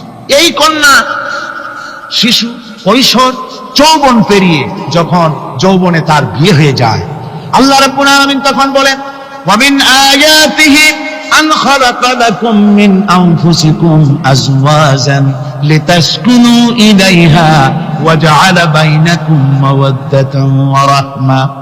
আল্লাহ পাক বলেন, আমার নিদর্শনের ভিতরে একটি নিদর্শন, আমি তোমাদের থেকে তোমাদের জোড়া তৈরি করেছি, তোমাদের স্ত্রীদেরকে তৈরি করেছি, তোমাদের সাথে তোমাদের স্ত্রীর ভালোবাসা সৃষ্টি করেছি, মহব্বত সৃষ্টি করেছি। এই মহব্বত আমি আল্লাহ তৈরি করেছি। আর যখন বুড়ো হয়ে যায় মানুষ, স্বামী স্ত্রী যখন বুড়ার বুড়ি হয়, তখন আর ভালোবাসা থাকে না, তখন ওই ভালোবাসা সহৃদয়তার করুণায় আমি আল্লাহ পরিণত করে দেই। বুড়ার জন্য তখন বুড়ি ছাড়া আর উপায় নাই, বুড়িরও আর বুড়া ছাড়া উপায় নাই। তখন ভালোবাসা কোনো বিশেষ কোনো অক্ষ নিয়ে ভালোবাসা নয়, তখন একের উপরে অন্য একদম নির্ভরশীল হয়ে পড়ে। আল্লাহ পাক বলেন, এই অবস্থা আমি আল্লাহ সৃষ্টি করে দেই। সুবহানাল্লাহ। স্ত্রীকে রাসূলুল্লাহ কত ভালোবাসতেন। আল্লাহর নবী বলেছেন, আমার কাছে 3টা জিনিস প্রিয়, একটা হচ্ছে সুগন্ধি, একটা হচ্ছে নামাজ, আরেকটা হচ্ছে স্ত্রী। সুবহানাল্লাহ। স্ত্রী আমার কাছে প্রিয়। হুজুর বলেছেন, তোমাদের মধ্যে সেই ব্যক্তি উত্তম যে ব্যক্তি তার স্ত্রীর কাছে উত্তম। আমি আমার স্ত্রীদের কাছে উত্তম ব্যক্তি। সুবহানাল্লাহ। রাসূলুল্লাহ স্ত্রীকে কত ভালোবাসতেন। বিশ্বনবী রাজনৈতিক কর্মকাণ্ড চালাচ্ছেন, যুদ্ধের দামামা বাজতেছে, চতুর্দিকে কত অশান্তি, সবকিছু চলছে, স্ত্রীর হক আদায় করতে ভুলে যাননি। রাতের বেলায় হযরত আয়েশার বয়স কম, তাকে নিয়ে রাসূলুল্লাহ একটু সুযোগ পেয়েছেন, বলছেন, আয়েশা সব তো ঘুমিয়ে, চলো আমরা একটু দৌড়াই। ওই যে দূরে একটা জিনিস দেখা যায়, দৌড় দাও, দেখি কি আগে যায়। দুজনে দৌড় প্রতিযোগিতা করলেন। দৌড় প্রতিযোগিতায় হযরত আয়েশা ফার্স্ট হলেন, হুজুর পিছনে পড়ে গেল। হযরত আয়েশা খুব আনন্দ করলেন যে আপনি কিন্তু আমার সাথে দৌড়ে পারলেন। পরবর্তী কিছু কাল যাওয়ার পর হযরত আয়েশা বলেন, হুজুর আজকে আবার বললেন যে চলো আয়েশা একটু দৌড়াই। হযরত আয়েশা বলছেন যে সেদিনের তুলনায় আমার শরীর একটু, আমি মুটিয়ে গেছি, শরীরটি স্থূল হয়েছে, আমি আজকে দৌড়ালাম কিন্তু পারলাম না। রাসূল আগে চলে গেলেন, আমি হাঁপাতে হাঁপাতে যখন হুজুরের কাছে চলে গেছি, হুজুর তখন মুস্কি হেসে আমাকে বললেন, আয়েশা ওই সেই দিনের জবাব আজকে দিয়ে দিলাম। সুবহানাল্লাহ বিহামদিহি, সুবহানাল্লাহ বিহামদিহি। বিশ্ব নবী কত বড় আদর্শ বিশ্ব মানবতার জন্য। তিনি বলেছেন, আরাফাতের ময়দানে রাসূলুল্লাহ বলেছেন, তোমরা যেমন পড়বে তোমার স্ত্রীদেরকে তেমন পড়াবে, তোমরা যেমন খাবে তোমার স্ত্রীদেরকে তেমন খাওয়াবে, স্ট্যান্ডার্ড মেনটেন করবে। তুমি ভালো দামের কাপড় পরবে, স্ত্রীকে খারাপ দিবে তা নয়। অধিকার দুজনেরই সমান, স্বামী এবং স্ত্রী সমান অধিকার। কিন্তু আমরা তা বুঝতে পারি না, বুঝতে চাই না। আমরা অনেকে মনে করেছি বিয়ে যখন করছি তখন আমি তো নওয়াবজাদা নসরুল্লাহ খান আর বউ তো কিনা দাসী। না, সে কিন্তু দাসী না, তার মর্যাদা আছে, তার সম্মান আছে। তার সম্মান আপনাকে দিতে হবে। রাসূলুল্লাহ দিয়েছে, আপনাকেও দিতে হবে। রান্না বান্না হতে দেরি হয়, কত গালাগালি শুনতে হয় নারীকে। আল্লাহর নবীর স্ত্রী হযরত আয়েশা বলেছেন, আল্লাহর নবী কাজ করে, মানুষের সঙ্গে কথা বলে, রাষ্ট্রীয় দায়িত্ব পালন করে ঘরের ভিতরে এসে যখন দেখেছেন রান্না হতে দেরি আছে, রাসূলুল্লাহ বিরক্ত হন নাই, ভ্রু কুঞ্চিত করেন নাই, চোখ মোটা করেন নাই, আমাকে কোনো কথা শোনান নাই, বরং আমার কাছে বসে রান্নায় আমাকে সহযোগিতা করেছে। সুবহানাল্লাহ। এই হলো আল্লাহর রাসূল, এই হলো বিশ্ব নবী। স্ত্রীর সঙ্গে কি মহব্বত! সুবহানাল্লাহ। হুজুর মহব্বত করতেন স্ত্রীদেরকে। রাসূলুল্লাহর ঘরে দৌলত ছিল না, কিন্তু মহব্বত দিয়ে ভরা ছিল ঘরটা। হুজুরের ঘরে ফ্রিজ নাই, ডিস এসি নাই, হুজুরের ঘরে কার্পেট নাই, হুজুরের ঘরের মধ্যে জাদির নাই, তোশক নাই, বড় বড় কম্বল নাই, আরামের কোন জিনিস নাই, মডার্ন ইকুইপমেন্টস কিচ্ছু নাই, দৌলত নাই, কিন্তু মহব্বত দিয়ে ঘরটা ভরা। হযরত আয়েশা বলেছেন, আমি পানি পান করে, যখন আমি পানি পান করে গ্লাস রেখে দিতাম, আল্লাহর নবী তখন গ্লাসের সেই জায়গায় ঠোঁট লাগাতেন যেখানে আমি ঠোঁট লাগাইয়া পানি পান করেছি।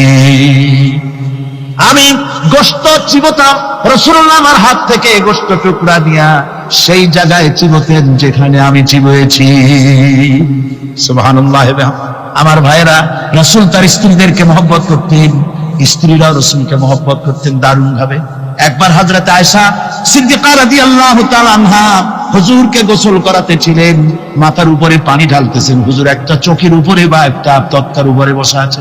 গোসলের পানির ভিতরে রাসূলুল্লাহ দেখতে পেলেন রক্তের মতো কি যেন প্রবাহিত হয়ে যাচ্ছে। হুজুর জিজ্ঞেস করেন, আয়েশা রে, পানির ভিতরে রক্তের মতো কি দেখা যায়? হযরত আয়েশা বলেন, হুজুর আপনি যখন বসেছিলেন অসতর্ক মুহূর্তে তক্তার নিচে আমার একটা আঙ্গুল পড়েছিল, পায়ে আঙ্গুলটা পেটে বোধহয় রক্ত বেরোতেছে। রাসূলুল্লাহ তাড়াতাড়ি করে উঠলেন আর ওই আঙ্গুলকে ব্যান্ডেজ করে দিলেন। রাসূলুল্লাহ বললেন, আয়েশা রে, আঙ্গুল ফেটে গেছে, একটু আহাহু পর্যন্ত করলে না, এতক্ষণ তুমি কষ্ট করলে কেন? হযরত আয়েশা বলেন, ইয়া রাসূলুল্লাহ, ওটা তো একটা পায়ের আঙ্গুল। আয়েশার কলিজাটা ফেটে যদি রক্ত বেরোতো, রাসূলুল্লাহকে উঠতে বলতে আমি পারতাম না। কি মহব্বত রাসূলের সাথে! হযরত আয়েশা বলেন, হুজুর সাল্লাল্লাহু আলাইহি ওয়াসাল্লাম স্ত্রীদেরকে এত ভালোবাসতেন, আমাদের ঘরে গোশত টোস্ত তেমন রান্না বান্না খুব কম হতো। গোশত রান্না হবে কি, মাসের পর মাস চলে গেছে রাসূলের বাড়িতে, হুজুর স্ত্রীরা বলেছেন আমাদের ঘরে চুলায় আগুন জ্বলে নাই, একটু শুকনা রুটি, একটু শুকনা খেজুর আর একটু পানি খেয়ে আমাদের জীবন চলেছে। এরকমের অবস্থা হয়েছে। তারপরে এই অবস্থা চলেছে, এর মধ্যে যদি কখন একটু গোশত আসছে, হুজুর যখন ছাগল টাগল ইত্যাদি ছাগল দুম্বা জবাও করেছে, এই দুম্বার গোশত নিয়ে, ছাগলের গোশত নিয়ে রাসূলুল্লাহ নিজে বেরোতেন। হযরত খাদিজার বান্ধবী কোথায় আছে খুঁজে ওই বান্ধবীর কাছে গোশত পৌঁছে দিয়ে আসতে। হযরত আয়েশা বলেন, একদিন আমার ঘুম ভেঙে গেল, দেখি হুজুর আমার কাছে নাই, গেলেন কোথায়? খুঁজতে খুঁজতে যায় দেখি মসজিদে নববীর ভিতরে হুজুর হাত তুলে বসে আছেন, মোনাজাত করতেছেন। আমি পেছনে কি হাত, আমি শুনতে পাচ্ছি নবীজি দোয়া করছেন রব্বুল আলামিন, কিয়ামতের ময়দানে যেদিন সন্তান তার পিতাকে ভুলে যাবে, মা তার সন্তানকে হারায় ফেলবে, ওই কঠিন হাসরের ময়দানে আমি যেন আমার খাদিজাকে হারাইয়া না যাই। মুনাজাতের শেষে হযরত আয়েশা বলেন, ইয়া রাসূলুল্লাহ, খাদিজার কথা আপনার এত কেন বারবার মনে পড়ে? একটা বুড়িরে বিয়ে করেছিলেন 25 বছর বয়সের সময়, 40 বছর বুড়ি, তার কথা কেন এত মহব্বত আপনার মনে পড়ে? তার থেকে যুবতী মেয়ে, সুন্দরী মেয়েকে আপনার স্ত্রী হিসেবে আপনি পান নাই। হুজুর বলেন, আয়েশা রে, খাদিজার সম্পর্কে এমন কথা তুমি আর বলো না, তোমরা সবাই আমার সুখের দিনের স্ত্রী, আর খাদিজা আমার এমন সময় স্ত্রী ছিল যখন মক্কায় আমার আশ্রয় ছিল না, তামাম মক্কা নগরীতে আমার আশ্রয় ছিল না। খাদিজার সঞ্চিত সমস্ত ধনরাশি ইসলাম কবুল করার পর দুহাতে খাদিজা বিতরণ করে দিয়েছে। হযরত আয়েশা বলেন, হুজুর আমার গোস্তাকে মাফ করে দেন, আমি আর এরকম বলবো না। তবে খাদিজা সম্পর্কে আমার এই কিছু একটু শুনান। হুজুর বলেন, এই সাড়ে শোনো, গভীর রাত যত রাত হোক না কেন, ইসলামের দাওয়াত দিয়ে দিয়ে গভীর রাত্রে আমি যখন বাসায় ফিরেছি, ঘরে এসেছি, দরজায় একটা মাত্র ডাক দিয়েছি, খাদিজা। অমনি দরজা খুলে গেছে। আমি জিজ্ঞেস করেছি, খাদিজা রে, যত রাত্রে আসলাম, যতবার আসলাম, একটা ডাকের বেশি লাগলো না, তুমি কি ঘুমাও না? হযরতে খাদিজা বলেছেন, ইয়া রাসূলুল্লাহ, আমার মনের ভিতরে ভয় থাকে, আল্লাহ রাসূল দিনের খেদমতে বাইরে আছেন, আমি যদি আরামে বিছানায় ঘুমায় থাকি আর নবীজি দরজায় তার কাছে দাঁড়ায় আমারে ডাকাডাকি করবে, উঠতে যদি দেরি হয়ে যায় নবীজির সঙ্গে বেয়াদবি হয়ে যাবে, এই মনে করে আপনি না আসা পর্যন্ত দরজার সাথে পিঠ লাগাই আমি দাঁড়াইয়া দাঁড়াইয়া ঘুমাই। আমার ভাইরা, হযরতে খাদিজার ইজ্জত স্বয়ং আল্লাহ দিয়েছেন। কে দিয়েছে? হাদিস শরীফে এসেছে, রাসূলুল্লাহ জাবালে নূরে বসা, গারে হেরার ভিতরে বসা, হযরতে জিবরাইল রাসূলুল্লাহর সঙ্গে কথা বলতেছেন। একটু পরে হযরতে জিবরাইল বলেন, ইয়া রাসূলুল্লাহ, আমি আর এখানে বসবো না, আমি এখন চলছি। আমি দেখতে পাচ্ছি খাদিজা আসতেছে আপনার জন্য খাবার নিয়ে। খাদিজা যখন আপনার কাছে পৌঁছে যাবে, আপনি খাদিজাকে শোনায় দিবেন আল্লাহ রাব্বুল আলামিন খাদিজাকে সালাম জানাইছে। সুবহানাল্লাহ। রাসূলুল্লাহর কাছে হযরতে খাদিজা যখন আসলেন, হুজুর বললেন, খাদিজা, আজকে তোমার জন্য দারুণ সুখবর। বলে কি? বলে, আল্লাহ পাক জিবরাইল কেমন উঠে গেল আমার কাছ থেকে, জিবরাইল বলে গেল আল্লাহ তোমাকে সালাম বলেছে। হযরত খাদিজা কেঁদে ফেললেন, বললেন, ইয়া রাসূলুল্লাহ, আমার নারী জন্ম সার্থক, আল্লাহ আমাকে সালাম বলেছে, এর জবাব কেমনে দিতে হয় হুজুর আমি তো জানি না, আপনি আমার পক্ষ থেকে আল্লাহর সালাম কিভাবে দেওয়া লাগে আপনি দিয়ে দিন, আমি তো বুঝি না কেমনে আল্লাহর সালামের জবাব দেব। হুজুর বললেন, খাদিজা, শুধু আল্লাহ নয়, জিবরাইলও তোমাকে সালাম বলে গেছেন। হযরতে খাদিজা বললেন, হযরত জিবরাইলকে আমার সালামের জবাবটা ওয়ালাইকুম আসসালাম বলে দিন। হযরত খাদিজার এই মর্যাদা ছিল। আমার ভাইরা, রাসূল পাক সাল্লাল্লাহু আলাইহি ওয়াসাল্লাম এভাবে মহব্বত করেছেন স্ত্রীদেরকে। সুতরাং স্বামী স্ত্রীর মহব্বত আল্লাহ জান্নাতি নিয়ামত। কি নিয়ামত? যে ঘরের মধ্যে স্বামী স্ত্রীর মধ্যে মিল মহব্বত আছে, এটা বেহেশতের মতো, আর যেখানে মিল মহব্বত নাই, এটা জাহান্নামের মতো। ঠিক কি? সুতরাং মহব্বত করুন, বেশি বেশি স্যাক্রিফাইস করুন, বেশি বেশি স্যাক্রিফাইস। নারীদের ব্যাপারে বলা হয়েছে, পুরুষকে বলা হয়েছে অধিকার আদায় করো, সব ব্যাপারে সমান অধিকার, কিন্তু নারীকে একটা ব্যাপারে বলা হয়েছে, নারী শোনো, পুরুষের মর্যাদা তোমার চাইতে আল্লাহ রাব্বুল আলামিন বেশি দিয়েছেন। আর রিজালু কাওয়ামুনা আলান নিসা, নারীদের উপরে পুরুষের প্রাধান্য আল্লাহ পাক দান করেছেন। একদিন সাহাবীরা বলে, একজন সাহাবী বলেছিলেন, ইয়া রাসূলুল্লাহ, জংলি উট দেখলাম আপনার পায়ের উপরে সিজদায় পড়ে গেল, আপনি যদি আমাদেরকে অনুমতি দিতেন না, আপনাকে আমরা সিজদা করতাম।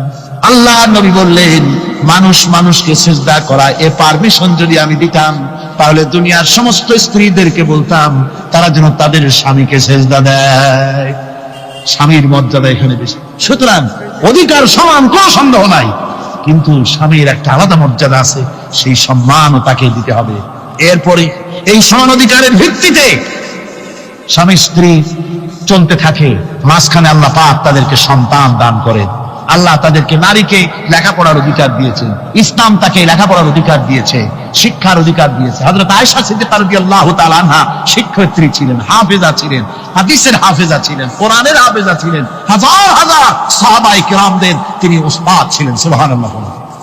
নারীদের ব্যাপারে অধিকাংশ মাসালা হযরত আয়েশা সিদ্দিকা রাদিয়াল্লাহু তাআলা আনহার অবদান। সুবহানাল্লাহ। নারী যুদ্ধ করেছে, যুদ্ধের ময়দানে নারীর অধিকার আছে। নারী চাকরি করতে পারবে, নারী ব্যবসা করতে পারবে, নারী লেখাপড়া করতে পারবে, নারী সেনাবাহিনীতে যেতে পারবে, নারী সব করতে পারবে, কিন্তু পর্দার মধ্যে। জনৈক সাহাবী ইসলাম গ্রহণ করার পরও রাসূলুল্লাহ সাল্লাল্লাহু আলাইহি ওয়াসাল্লামের কাছে অনুশোচনা করছিলেন তার কন্যা সন্তান নিজ হাতে হত্যা করার জন্য। আমাদের প্রিয় নবী এই কথা শুনে কেঁদে ফেললেন। একটা লোক গিয়ে কাঁদতেছিল মুসলমান হওয়ার পরও। হুজুর কয়, কাঁদো কেন? কই যে আমার গুনাহ কি মাফ হয়েছে? হুজুর বলেন, হ্যাঁ মাফ হয়ে গেছে। কলেমা পড়ছো, মাফ হয়ে গেছে। কয় যে হুজুর আমি তো মারাত্মক গুনাহ করছি। বলে কি? বলে আমার একটা মেয়ে, সেই মেয়েটাকে নিয়ে আমি ঘনানো লম্বা, আমি সংক্ষেপে বলতেছি, মেয়েটাকে ফাঁকি দিয়া তারে আমি মারবো, বুঝতে দেই নাই আমার বউরে। বললাম চলো বেড়াইতে যাই, মেয়েটা আমার সাথে সাজাই দিয়েছে, তার মা বেড়াতে নিয়ে যাবো এই কথা মনে করে। মেয়েটা কদ্দূর যায়, আবার আব্বা আব্বা বলে আমার দিকে ফিরে আসে, আবার পিছনে থাকে, আমার আব্বা আব্বা বলে জড়ায় ধরে। এইভাবে করতে করতে যখন নির্জন এলাকায় গেলাম, আমি পাহাড়ের পাশে গর্ত খোঁড়া আরম্ভ করলাম। গর্ত কুচি আর মাটি ছিটে এসে আমার দাড়িতে লাগে। বাচ্চা মেয়েটা আমার কাছে এসে দাড়ি দিয়ে ধুল ছাড়ায় দেয়, আব্বা তোমার দাড়িতে ধুল লাগতেছে, তুমি এই কষ্ট করতেছো কেন? মেয়ে তো বোঝে না যে আমি তার জন্য কবর খুঁজতেছি। কবরটা খোঁড়া হয়ে যাওয়ার পর মেয়েটারে বান্ধা শুরু করলাম। মেয়ে এখন কাঁদতেছে, বাবা আমার বান্ধব কেন? আমি তারে বাঁধা জোরে ওর মধ্যে নিক্ষেপ করে দিলাম। মেয়েটা গর্তের মধ্যে বসে চিৎকার করে বলছে, আব্বা তুমি আমারে বাঁচতে দাও, আমি তোমারে বাপ বলে সমাজে হ্যাঁ করবো না, আমি ভিক্ষা করে খাবো, আমার পারু না। লোকটি বলছি, ইয়া রাসূলুল্লাহ, আমার মনে দরদ আসলো। আমি একটা পাথর উঁচু করে আমার মেয়ের বুক লক্ষ্য করে জোরে মেরে দিলাম। বুকটা ফেটে রক্ত ফিনকি দিয়ে উঠলো। আমার মেয়ের বুক থেকে আওয়াজ বেরোলাম। আমার কালে যেন এখনো সেই আওয়াজ বাজে। হাদিস শরীফে এসেছে, হুজুরের চোখের পানি দাড়ি ভিজে ভিজে জামার উপরে পড়তেছিল। হুজুর বললেন, আহারে মানুষও পারে এরকম কাম করতে। পৃথিবীতে নারীর যখন কোনো সম্মান ছিল না, মর্যাদা ছিল না, সেই সময় আমার রাসূল, আমার বিশ্বনবী নারীদেরকে সম্মানের হাত ধরে গর্তের ভিতর থেকে উঠাইয়া রানীর সিংহাসনে বসায় দিলেন। সুবহানাল্লাহ, মায়ের মর্যাদা দিয়ে দিলেন। সুবহানাল্লাহ, নারীরা আমাদের মায়ের জাত। নারীরা আমার কি এর জাত? মায়ের জাত। আমার মা বোনেরা, তোমাদের সম্মান কত তোমরা জানো না। আমরা পুরুষ, আমাদের পায়ের তলে জুতা, আর তোমরা আমাদের মায়ের জাত। তোমরা নারী, তোমাদের পায়ের তলে আল্লাহর জান্নাত, আল্লাহর দেবস্তটা তোমাদের পায়ের তলে। এই সম্মান আল্লাহ তোমাদের দিয়েছে, নবী দিয়েছে। সুবহানাল্লাহ কর ভাইরা আমার, অধিকার ইসলাম দিয়েছে।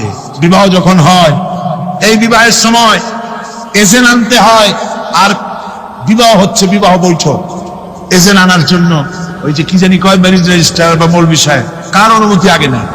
বলেন কার অনুমতি? তাহলে অধিকার ইসলাম পুরুষে দিল না মেয়ে লোকে দিল?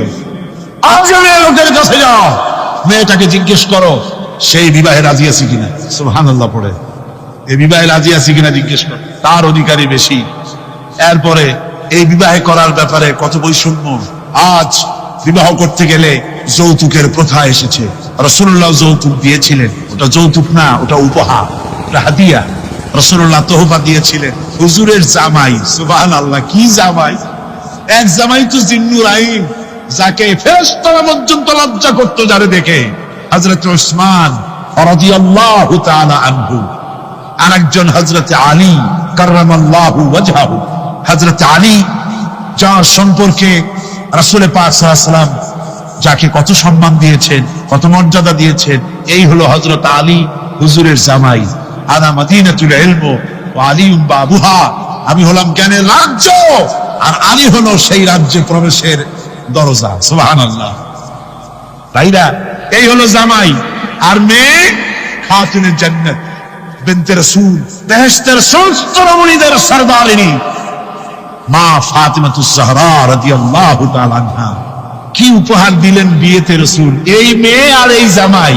উপহার হলো খেজুরের ছোবড়ার একটা তোষক, পানি উঠাবার জন্য একটা মশক, আর আটা পেশা একটা জাত। এই হলো নবীর মেয়ে আর জামাইয়ের জন্য। রাসূলুল্লাহ সাল্লাল্লাহু আলাইহি ওয়াসাল্লামের স্ত্রী মা উম্মে হাবিবা আমাদের প্রিয় নবীর সম্মানের প্রতি ছিলেন খুবই যত্নশীল। তার পিতা তখন ইসলাম গ্রহণ করেননি। এমন অবস্থায় পিতা ঘরে প্রবেশ করলে রাসূলুল্লাহ সাল্লাল্লাহু আলাইহি ওয়াসাল্লামের স্ত্রী তার পিতার সাথে যে আচরণ করেছিলেন, এখন আমরা শুনবো সেই কাহিনী। আবার স্ত্রীরা রাসূলের প্রতি কি ভালোবাসা দেখেছেন। হযরত উম্মে হাবিবা রাদিয়াল্লাহু তাআলা আনহা, আমাদের মা আবু সুফিয়ান রাদিয়াল্লাহু তাআলা আনহু, তার মেয়ে। তার কাছে আবু সুফিয়ান তখনও কাফের, সেই কুফরি হালতে মেয়ের ঘরে গিয়েছেন। যাওয়ার পরে হযরত উম্মে হাবিবা বাপ যখন বসতে গিয়েছেন, তখন উম্মে হাবিবা বলছেন যে আব্বা একটু দাঁড়ান। এই অবস্থায় দাঁড়াতে বলে বিছানাটা উল্টায়া দিয়া তারপরে বললেন যে বসেন। বাপ মনে খুব দুঃখ পেলেন। আবু সুফিয়ান বললেন, মা উম্মে হাবিবা, আমি তোমার পিতা, ভালো একটা বিছানা থাকলে তাই বিছায় দেওয়া উচিত ছিল, আর তুমি বিছানাটা উঠাইয়া তারপরে আমার খালি জায়গায় বসতে বললা, আমি তোমার ব্যবহারে আহত হলাম। হযরত উম্মে হাবিবা বলেন, আব্বা জান, নিশ্চয়ই আপনি আমার আব্বা, শ্রদ্ধেয় পিতা, কোনো সন্দেহ এতে নাই, কিন্তু আপনি একজন কাফের। আল্লাহর রাসূল যে বিছানায় বসেন, সেই বিছানা আমি একটা কাফেরকে বসতে দিতে পারি না। আল্লাহর সঙ্গে যদি কোনো বান্দা দেখা করতে চায়, আমরা আল্লাহরে দেখতে চাই কিনা? চাই কিনা আল্লাহকে দেখতে? আল্লাহ পাক বলছেন, আমারে যদি দেখতে চাও, ফামান কানা ইয়ারজু লিকা রাব্বিহি ফালইআমাল আমালান সালিহান ওয়ালা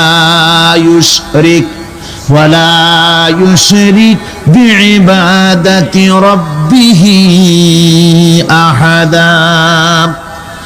আমার সঙ্গে যদি দেখা করতে চাও, তোমাদের মধ্য থেকে কেউ যদি আমার সাথে দেখা করতে চায়, সে যেন ভালো কাজ করে, ভালো আমল করে, আর আমার ইবাদতের সঙ্গে কাউকে যেন শরীক না বানায়, তাহলেই আমার সঙ্গে কিয়ামতে দেখা হয়ে যাবে। জোরে বলেন সুবহানাল্লাহ। আল্লাহর সঙ্গে দেখা করতে হলে তার ইবাদত করতে হবে, গোলামি করতে হবে, এবং কাউকে শরীক স্থাপন করা যাবে না। এই গোলামি করতে হবে, ইবাদত করতে হবে কতদিন? আল্লাহ রাব্বুল আলামিন বলছেন, ওয়া'বুদ রাব্বাকা হাত্তা ইয়াতিয়াকাল ইয়াকিন। ইবাদত করো, গোলামি করো, যতক্ষণ পর্যন্ত নিশ্চিত সেই সময়টি এসে না যায়, তার মানে মৃত্যু পর্যন্ত আমার গোলামি করতে থাকো। মৃত্যু পর্যন্ত গোলামি হবে কার? আল্লাহ সুবহানাহু ওয়া তাআলা। সেই আল্লাহ পাকের গোলামি জীবনের সকল ক্ষেত্রে করতে হবে, মৃত্যু পর্যন্ত সব ক্ষেত্রে গোলামি হবে আল্লাহ। আল্লাহর গোলামি হচ্ছে আল্লাহ যা নিষেধ করেছেন তার থেকে ফিরতে হবে, আর যা আদেশ করেছেন সেগুলি মানতে হবে। যারা নিজেদের সৃষ্টির উদ্দেশ্য বোঝে না, আল্লাহর সামনে মাথা নত করার পরিবর্তে অহমিকতা করে, অহংকার করে, আল্লাহর সামনে মাথা নত করে না, ইবাদত করে না আল্লাহ, তাদের সম্পর্কে আল্লাহ রাব্বুল আলামিন বলছেন, ইন্নাল্লাযীনা ইস্তাকবিরুনা আন ইবাদাতি সায়াদখুলুনা জাহান্নামা দাখিরিন। যারা আমি আল্লাহর সঙ্গে অহংকার করে, আমার ইবাদত করে না, আমার গোলামি করে না, আমার সামনে মাথা নত করে না, অহংকার অহমিকতা করে যারা জীবন চালায়, আমি কিয়ামতের দিন তাদেরকে লাঞ্ছিত করব আর জাহান্নামে পাঠাবো। যারা আল্লাহর গোলামি করবে না, আল্লাহর ইবাদত করবে না, অস্বীকার করবে আল্লাহর গোলামিকে, অহমিকতা করে চলবে, তাদের জায়গা হবে কোথায়?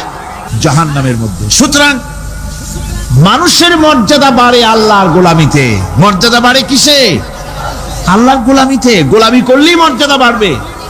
এই জন্য আল্লাহ পাক কোরআনের মধ্যে, কোরআনে কারীমের মধ্যে সবচেয়ে মাহবুব, আল্লাহ পাকের মাহবুব বান্দাদের কথা যখন বলেছেন, তখন নাম নেন নাই, আব্দুন শব্দ ব্যবহার করেছেন, গোলাম বলেছেন, বান্দা বলেছেন। আমার বান্দা। বান্দা হচ্ছে মানুষের জন্য সবচাইতে বড় ডিগ্রি আল্লাহর পক্ষ থেকে। আলিম, উলামা, পীর, বুজুর্গ, সাহাবী, পয়গম্বর, নবী, রাসূল, সবচাইতে বড় খিতাব হচ্ছে আব্দ। আল্লাহর গোলাম হওয়া, আল্লাহর প্রিয় ডাক হচ্ছে আব্দ।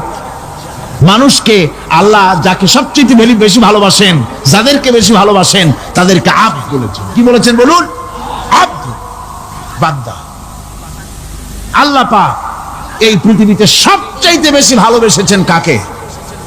মুহাম্মদুর রাসূলুল্লাহ সাল্লাল্লাহু আলাইহি ওয়াসাল্লামকে। তাকে আল্লাহ পাক সবচাইতে বেশি ভালোবাসেন। এবার দেখুন আল্লাহ রাব্বুল আলামিন তার হাবিবকে কি নাম দিয়ে ডাকতেছেন? নাম নেন নাই, নবী এবং রাসূলও বলেন নাই। কোরআনে কারীমের ভিতরে রব্বুল আলামিন তার হাবিবকে আব্দ বললেন। যেমন দেখুন, ইন কুনতুম ফি রাইবিন মিম্মা নাযালনা আলা আবদিনা। আমি যে কিতাব নাজিল করেছি আমার বান্দার উপরে, তোমাদের যদি সন্দেহ হয়, এই যে বান্দা আমার আব্দের উপরে নাজিল করেছি, আব্দকে মুহাম্মদুর রাসূলুল্লাহ সাল্লাল্লাহু আলাইহি ওয়াসাল্লাম আব্দ, অর্থাৎ সবচেয়ে প্রিয় ডাক হচ্ছে আল্লাহর পক্ষ থেকে বান্দার জন্য আব্দ, স্নেহপূর্ণ নাম। স্নেহপূর্ণ ডাক, মহব্বতপূর্ণ ডাক। অন্য আয়াতে আমরা দেখতে পাই তাবারাকাল্লাযী নাযালাল ফুরকানা আলা আবদিহি লিয়াকুনা লিল আলামিনা নাযীরা। অতীব বরকতপূর্ণ সেই মহান সত্তা যিনি তার বান্দার উপরে ফুরকান নাজিল করেছেন। হুজুরের নাম নেন নাই, রাসূল বলেন নাই, বলেছেন আব্দ। কি বলেছেন? আব্দ, আমার বান্দা। এরপরে আল্লাহ রাব্বুল আলামিন অন্য আয়াতে বলেছেন সুবহানাল্লাযী আসরা বিআবদিহি লাইলাম মিনাল মাসজিদিল হারামি ইলাল মাসজিদিল আকসা। সমস্ত দুর্বলতা অক্ষমতা থেকে মুক্ত সেই মহান সত্তা যিনি তার বান্দাকে রাতের একটি অংশে ইসরা করিয়েছিলেন। এখানে আব বলে আল্লাহ পাক বুঝিয়েছেন কার কথা? কার কথা বুঝালেন? রাসূল করিম সাল্লাল্লাহু আলাইহি ওয়াসাল্লামের কথা, তার কথাই বুঝালেন। তিনি হচ্ছেন আব। সুতরাং আবদিয়ত, গোলামি, আল্লাহর গোলামি হলো জীবনের সবচাইতে বড় কথা। আল্লাহর গোলাম হওয়ার চাইতে বড় আর কিছু নাই পৃথিবীতে। আমরা হচ্ছে আল্লাহর গোলাম। জোরে বলেন আমরা কি? আমরা যে গোলাম, সে কথা বলতে মনে হয় কারো কারো একটু লজ্জা লাগে যে আমি চৌধুরী মানুষ বা অমুক একটা লোক, অমুক একজন সম্মানী লোক, গোলাম আমি, এটা বলা কি লজ্জার কথা। এরকম একটু মনে মনে কোনো অসুবিধা কারো হয় নাকি? জোরে কোন তো আমরা কি? কার গোলাম? সুবহানাল্লাহি বিহামদিহি, আল্লাহর গোলাম। আমরা এমন মহান সত্তার গোলাম, মহান সত্তার বান্দা যার সমকক্ষ এই পৃথিবীতে কেউ নাই, আকাশেও কেউ নাই। প্রচন্ড ক্ষমতার মালিক এমন এক মহান সত্তার গোলাম আমরা। সুতরাং গোলামিটা করতে হবে সব ক্ষেত্রে। গোলামিটা হচ্ছে না আমাদের গোলামি হচ্ছে না। আমাদের জমিনে আমরা জমিন চাষ করি, আল্লাহর গোলামি সেখানে করি না। জমিন চাষ করতে গিয়ে, লাঙ্গল দিয়ে চাষ করতে গিয়ে পরের জমিনের আইল ঠেলে না, এমন এলাকা খুব কম আছে। অবশ্য চট্টগ্রামের কথা ভিন্ন, এখানে ঠেলাঠেলি করে না, এখানেও করে। তো কেমন গোলাম হলাম? জমিনে চাষ করতেছি, পরের জমিনের আইল ঠেলতেছি, যা নিষেধ করা হয়েছে আমরা সেটা করতেছি। আল্লাহ নিষেধ করছেন সুদ খেও না, আমরা সে সুদের মধ্যে যাচ্ছি। আল্লাহ নিষেধ করেছেন জুয়া খেলতে, সেই জুয়া খেলা হচ্ছে। মদ খেতে নিষেধ করেছেন, সেই মদ খাওয়া হচ্ছে। অর্থাৎ যা যা নিষেধ করা হয়েছে সমাজের মধ্যে সেগুলি বেশি করে চলতেছে, ঠিক কিনা? তাহলে কি বান্দা হতে পারলাম? বান্দা হতে পারি নাই, গোলাম হতে পারি নাই। গোলাম হতে হবে আল্লাহ পাকের। কি হতে হবে জোরে কোন? গোলাম হতে হবে জীবনের সকল ক্ষেত্রে। আল্লাহর হক বান্দার উপরে কি, আর বান্দার উপরে আল্লাহর হক কি, এ ব্যাপারে একটি হাদিস এসেছে। ওয়ান মুআজ বিন জাবাল রাদিয়াল্লাহু তাআলা আনহু قال كنت رديف النبي صلى الله عليه وسلم على حمار فقال لي يا معاذ أتدري ما حق الله على العباد وما حق العباد على الله। হযরত মুআজ বলছেন, আমি রাসূল করিম সাল্লাল্লাহু আলাইহি ওয়াসাল্লামের গাধার পৃষ্ঠে হুজুরের পেছনে বসা ছিলাম। হুজুর আমাকে জিজ্ঞেস করলেন, মুআজ তুমি কি জানো বান্দার উপরে আল্লাহর হক কি আর আল্লাহর উপরে বান্দার হক কি? কুলতু আল্লাহু ওয়া রাসূলুহু আ'লাম। বললাম আল্লাহ এবং তার রাসূল খুব ভালো জানেন। আমি কি করে জানবো? আল্লাহ এবং তার রাসূল খুব ভালো জানেন। قال حق الله على العباد أن يعبدوه ولا يشركوا به شيئا। বান্দার হক হচ্ছে আল্লাহর উপরে এই যে বান্দা গোলামি করবে আল্লাহ, ইবাদত করবে আল্লাহ, আর আল্লাহর সাথে কাউকে শরীক স্থাপন করবে না। এটা হচ্ছে আল্লাহর উপরে কার হক? বান্দার হক। আর আল্লাহর হক হচ্ছে বান্দার উপর কি? ওয়া হাক্কুল ইবাদি আলাল্লাহ আল্লাহ ইউআযযিবা মান লা ইউশরিকু বিহি শাইআ। বান্দার উপরে আল্লাহর হক হচ্ছে যে বান্দা আল্লাহর গোলামি করবে আর শরীক স্থাপন করবে না আল্লাহর সাথে, আল্লাহ তাকে শাস্তি দিবেন না। সুবহানাল্লাহি বিহামদিহি। আল্লাহ তাকে আযাব দিবেন না, আল্লাহ তাকে শাস্তি দিবেন না। সুতরাং তাওহীদের আকীদা মজবুত হতে হবে। আখিরাতের কামিয়াবি এর উপরে নির্ভরশীল। আমরা যদি আখিরাতে কামিয়াবি চাই, কি বলেন, আখিরাতে কি আমরা জীবনের সফলতা চাই? জোরে বলেন, সফলতা চাই? আখিরাতের কামিয়াবি যদি চাই, জাহান্নাম থেকে যদি বাঁচতে চাই, বেহেশতে যদি যেতে চাই, তাহলে আকীদাকে মজবুত করতে হবে। আল্লাহর সাথে কাউকে শরীক স্থাপন করা যাবে না। এবং আল্লাহ সৃষ্টিকর্তা, কোরআনে পাকের শিক্ষা অনুযায়ী আল্লাহরে বিশ্বাস করি, এতটুকুন কথা বললেই তাওহীদের হক আদায় হয় না। তাওহীদের হক হচ্ছে আল্লাহ পাককে সৃষ্টিকর্তা, পালনকর্তা, বিধানদাতা, রিজেক দাতা, কল্যাণ দাতা সবকিছু হিসাবে মানতে হবে। কাকে? আল্লাহ পাককে। জোরে সরে বলুন, কাকে মানতে হবে? সমস্ত ক্ষমতা হচ্ছে আল্লাহ। সমস্ত ক্ষমতা কার? আল্লাহর নাম নিতে শরম করে নাকি? তাহলে জোরে সরে কোন সমস্ত ক্ষমতা কার?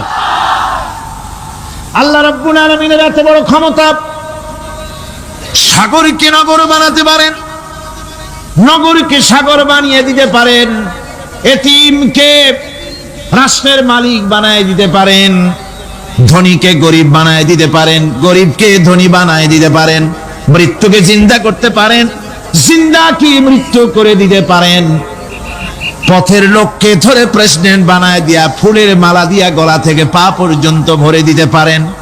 আবার আল্লাহ যদি নারাজ হয়ে যান, প্রেসিডেন্টের ফুলের মালার পরিবর্তে জুতার মালা গলায় দিয়া জেলখানার মধ্যে ঢুকাইয়া দিতে পারেন। তাহলে ক্ষমতাটা কার? বিশ্বাস করেন? সমস্ত ক্ষমতার মালিক আল্লাহ। আকীদা মজবুত হতে হবে। আমার মুসলমান ভাইরা, আকীদায় গড়বড় যদি হয়ে যায়, তাওহীদ বুঝতে যদি ভুল করেন, জীবন বরবাদ হয়ে যাবে। আর কিছু যদি না পারেন, অন্তত ঈমান ও আকীদাকে মজবুত করে যদি আল্লাহর দরবারে উঠতে পারেন, ফাকাদ ফাজা ফাওজান আযীমা, বিরাট কামিয়াবি আসবে কিয়ামতে। যদি আকীদাটাকে মজবুত করে না ওঠা যায় আল্লাহর দরবারে। সেজন্য আমি কোরআন আমাদেরকে কি শিখালো সেই কথাই বলছি। আল্লামাল কোরআন, কোরআন কি শিখাইছে? তাবিজ শিখায় নাই। কোরআন আমাদেরকে শুধুমাত্র মাথা ঝুলে ঝুলে তেলাওয়াত, এটা শিখায় না। কোরআন তেলাওয়াত করতে হবে, বুঝতে হবে, আমল করতে হবে। কোরআন শিখাচ্ছে। কে শিখাচ্ছে? কোরআন। তার মানে কে? আল্লাহ। কে শিখাচ্ছে? আল্লাহ সুবহানাহু ওয়া তাআলা শিখাচ্ছেন। বান্দা শোনো ভালো করে, وَيَمْسَسْكَ اللَّهُ بِضُرٍّ فَلَا كَاشِفَ لَهُ إِلَّا هُوَ। আল্লাহ যদি তোমার কোনো ক্ষতি সাধন করতে চান, তাহলে সেই ক্ষতি থেকে তোমাকে কেউ রক্ষা করতে পারবে না। এটা হবে ঈমান। এটা কি? এই ঈমান যদি মনের মধ্যে আসে, আপনি বিরাট শক্তিশালী বিপ্লবী শক্তিতে পরিণত হয়ে যাবেন। আপনার যদি ঈমান থাকে যে দুনিয়ার কোন গুলির উপরে, কোন বুলেটের উপরে যদি আমার নাম লেখা থাকে, সারা পৃথিবী ওই গুলিবিদ্ধ হওয়া থেকে আমাকে বাঁচাইতে পারবে না। আর কোন গুলির উপরে, কোন বুলেটের উপরে যদি আমার নাম লেখা না থাকে, তাহলে গোটা বিশ্ব একযোগে প্রচেষ্টা করেও আমাকে গুলিবিদ্ধ করতে, এটার নাম কি? ঈমান। তাই আল্লাহ বলছেন যে আমি যদি কারো ক্ষতি করি, তাহলে এই ক্ষতি থেকে তাহলে তাকে কেউ বাঁচাইতে। ওয়াইয়ামসাসকা বিখাইরিন ফাহুয়া আলা কুল্লি শাইইন কাদির। আর আল্লাহ রাব্বুল আলামিন যদি কারো কল্যাণ করতে চান, তাহলে তার কল্যাণকে কেউ ফিরায় দিতে পারে না। কল্যাণ থেকে কেউ তাকে কল্যাণ থেকে মাহরুম করে দিতে পারে না। তার মানে হলো, আল্লাহ যদি কাউকে চুল ধরে, মাথা ধরে, কল্লা ধরে উপরের দিকে টানে, আর দুনিয়া যদি তার পাও ধরে নিচের দিকে টানে, তাহলে দুনিয়া পারবে? পারবে?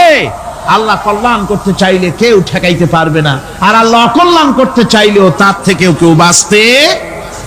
ওয়া হুয়াল কাহিরু ফাওকা ইবাদিহি ওয়া হুয়াল হাকীমুল খাবীর। তিনি তার বান্দাদের উপরে একচ্ছত্র আধিপত্য রাখেন, একচ্ছত্র ক্ষমতার অধিকারী তার বান্দার উপরে। সমস্ত জিনিসের উপরে তিনি ক্ষমতা রাখেন। তিনি মহান বিজ্ঞানময়। এই তাওহীদ খুঁজে নিতে হবে। তাওহীদ অর্থাৎ আল্লাহ পাককে সমস্ত ক্ষমতার মালিক মনে করতে হবে। দেখুন, আমাদের জাতির পিতা কে? আমাদের জাতির পিতা মনে আছে তো? ভুল টুল করেন না তো? ভুল টুল করবেন না। আমাদের জাতি আত্মভোলা, মাঝে মধ্যে ভুল টুল করে বসে, আন্দাজে ভান্দাজে একটা বানায় বসে। আসলে জাতির পিতা মুসলমানদের কে?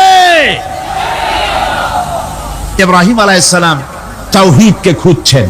এই কোরআন শরীফ আল্লাহ পাক বলছেন তাওহীদ তালাশ করতেছেন। কে স্রষ্টা? সর্বোচ্চ ক্ষমতার মালিক কে? হযরত ইব্রাহিম আলাইহিস সালাম তার এই তাওহীদ খোঁজার, তাওহীদ অন্বেষণ কাহিনীটাকে রব্বুল আলামিন কোরআনে কারীমের ভিতরে জায়গা দিয়ে দিলেন দুনিয়ার মানুষকে বোঝাবার জন্য, শোনাবার জন্য। ফালাম্মা জান্না আলাইহিল লাইলু রাআ কাওকাবান ক্বালা হাযা রাব্বী। তিনি রব সন্ধান করছেন, কে আমার স্রষ্টা? সর্বোচ্চ ক্ষমতার মালিককে, আইনদাতাকে, বিধানদাতাকে, স্রষ্টাকে, কে তিনি? তাকে খুঁজছেন। মনের ভিতরে চিন্তা, মস্তিষ্কে চিন্তা। হঠাৎ করে রাত এলো, পশ্চিম গগনে সুন্দর এক তারকা উদিত হলো, সান্ধ্য তারা। সন্ধ্যার সময় যে তারাটা ওঠে সেটা ছোট না বড়? বড়। সেটা সারা রাত থাকে না অল্প সময় থাকে? অল্প সময় থাকে। সান্ধ্য তারা দেখে ইব্রাহিম আলাইহিস সালাম বললেন, হাযা রাব্বী, পেয়ে গেছি আমার রব, এটাই আমার রব, এটাই হচ্ছে আমার স্রষ্টা, এটাই হচ্ছে সর্বময় ক্ষমতার মালিক। আল্লাহ পাক বলেন, ইব্রাহিম আলাইহিস সালাম তাকিয়ে থাকলেন। কিছুক্ষণ পরে এই তারকা যখন অস্তমিত হয়ে গেল, ইব্রাহিম আলাইহিস সালাম তখন বললেন, ফালাম্মা আফালা ক্বালা লা উহিব্বুল আফিলিন। যে জিনিস অস্তমিত হয়ে যায় তাকে আমি মহব্বত করি না, পছন্দ করি না, সে রব হতে পারে না। যে রব হবে তার আবার উদয়স্ত কিসের? কিছুক্ষণ পরে চন্দ্র উদিত হলো, চাঁদ দেখে ইব্রাহিম আলাইহিস সালাম বললেন, ফালাম্মা রাআল কমারা বাযিগান ক্বালা হাযা রাব্বী। চাঁদ দেখে বললেন, এটাই আমার রব, এটাই আমার স্রষ্টা, এটাই আমার বিধানদাতা। ফালাম্মা আফালা ক্বালা লাইন লাম ইয়াহদিনি রাব্বী লাআকুনান্না মিনাল কওমিদ যাল্লিন। চাঁদ যখন অস্তমিত হয়ে গেল, ইব্রাহিম আলাইহিস সালাম তখন বললেন, আমার প্রকৃত পক্ষের যিনি প্রভু, যিনি আমার রব, তিনি যদি আমারে সত্যিকারের পথ না দেখান তাহলে আমি গোমরাহ হয়ে যাব, গোমরাহদের পথভ্রষ্টের অন্তর্ভুক্ত হয়ে যেতে পারি। চিন্তা করতেছেন আমার রবকে। তারকা দেখলাম অস্তমিত হয়ে গেল, চাঁদ দেখলাম ডুবে গেল, তাহলে আমার রবকে? সকাল চলে যাওয়ার পর যখন দেখলেন পূর্ব দিগন্ত থেকে সূর্য উদিত হয়েছে ডগমগ করে, সূর্যকে দেখে তিনি বললেন, ফালাম্মা রাআ আশ-শামসা বাযিগাতান ক্বালা হাযা রাব্বী হাযা আকবার। সূর্যকে দেখে বললেন, এটাই আমার রব, আর এটাই বড় রব। যেহেতু চাঁদের আলো ছিল স্নিগ্ধ, সূর্যের আলো অত্যন্ত প্রখর, চাঁদের দিকে তাকানো যেত, সূর্যের দিকে তাকানো যায় না। এটাই আমার রব এবং বড় রব। হযরত ইব্রাহিম আলাইহিস সালামের এই ভুল ভেঙে গেল। সন্ধ্যার আগমনে সূর্য যখন অস্তমিত হয়ে গেল, ইব্রাহিম আলাইহিস সালাম তখন ঘোষণা করলেন, ফালাম্মা আফালাত ক্বালা ইয়া কওমি ইন্নী বারিউম মিম্মা তুশরিকুন। সূর্য অস্তমিত হয়ে গেলে পরে তিনি বললেন, ইয়া কওমে, ও আমার জাতি, তোমরা যে জিনিস দিয়ে শিরক করো আল্লাহ রাব্বুল আলামিনের সাথে, আমি তার থেকে সম্পূর্ণ মুক্ত, আমি তোমাদের অন্তর্ভুক্ত, মুশরিক নই। আমার রবকে আমি চিনে ফেলেছি, সুবহানাল্লাহ, আমার রবকে আমি চিনেছি। ইব্রাহিম আলাইহিস সালাম ঘোষণা করলেন, ইন্নী ওয়াজ্জাহাতু ওয়াজহিয়া লিল্লাযী ফাতারাস السماوات والأرض حنيفا জানেন আপনারা এটা পড়েন إني وجهت وجهي للذي فطر السماوات والأرض حنيفا وما أنا من المشركين নিশ্চয়ই আমার এই মুখমণ্ডলকে ফিরাই দিলাম দুনিয়ার সব দিক থেকে মুখ ফিরাইয়া আমার এই মুখ ফিরালাম সেদিকে সেই স্রষ্টার দিকে যিনি আকাশ জমিন চন্দ্র সূর্য গ্রহ নক্ষত্র সৌররাজি মানব মণ্ডলী সবকিছুকে যিনি সৃষ্টি করেছেন আমি তার দিকে আমার মুখকে ফিরিয়ে দিলাম তিনি ছাড়া কোনো রব নাই প্রভু নাই আর আমি মুশরিকদের অন্তর্ভুক্ত নহি হযরত ইব্রাহিম আলাইহিস সালাম তাওহীদকে বুঝে ফেললেন আল্লাহকে চিনে ফেললেন আমার বন্ধুগণ আজ মুসলমান হয়ে আমরা আল্লাহকে চিনতে পারি নাই আল্লাহর ওয়াহদানিয়তকে আমরা বুঝতে পারি নাই একদিকে আমরা মুসলমানও আর একদিকে আমরা মূর্তিও গড়ি আবার মূর্তির পূজাও আমার মুসলমানেরা করে থাকে জোরে কর নাউজুবিল্লাহ ভাস্কর্যের নাম করে মূর্তি তৈরি করা হচ্ছে বিভিন্ন জায়গায় হচ্ছে না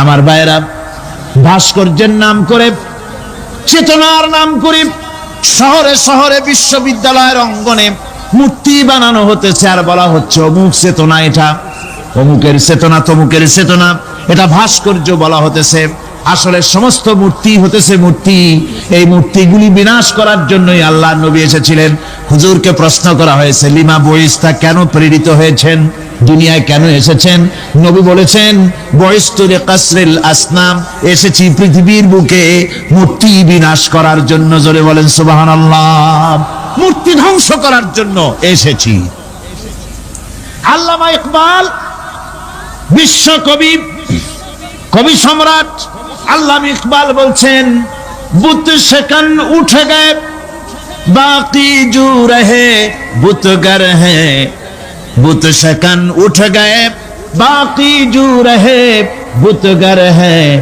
था बिराहिम पिदर और पिसर आजर है बुत शकन उठ गए যারা প্রতিমা ভাঙতে এসেছিল পৃথিবীতে তারা বিদায় হয়ে গিয়েছেন আজকে যারা বেঁচে আছে তারা ইসলামের নামে মুসলমানের নামে প্রতিমা তৈরি করছে মূর্তি তৈরি করছে था बिराहिम पिदर और पिसर आजर है এক সময় ছিল এমন যখন আজরের ঘরে ইব্রাহিম পয়দা হয়েছে আর আজ ইব্রাহিমের ঘরে আজর পয়দা হচ্ছে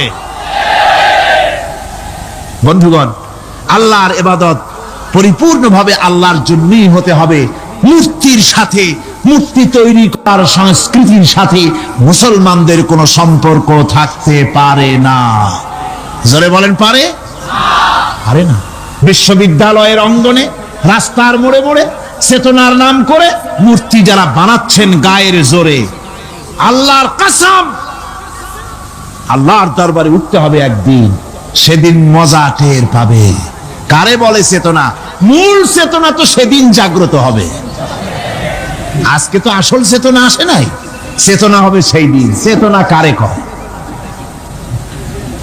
চেতনা কত প্রকার এবং উহা কি কি উদাহরণ সহকারে বুঝাইয়ে দেওয়া হবে আমার ভাইরা মাথা জায়গায় যেয়ে দেখবেন কি শুধু মাথাই দেখবেন আপনারও একটা মাথা দেখবেনও মাথা আল্লাহ পাক তো গোটা ময়দান ভরে দিয়েছেন আলহামদুলিল্লাহ আমি প্রথম দিন বলেছিলাম কোরআনের মাহফিলের চাইতে শ্রেষ্ঠ মাহফিল আল্লাহর আকাশের নিচে জমিনের উপরে আর নাই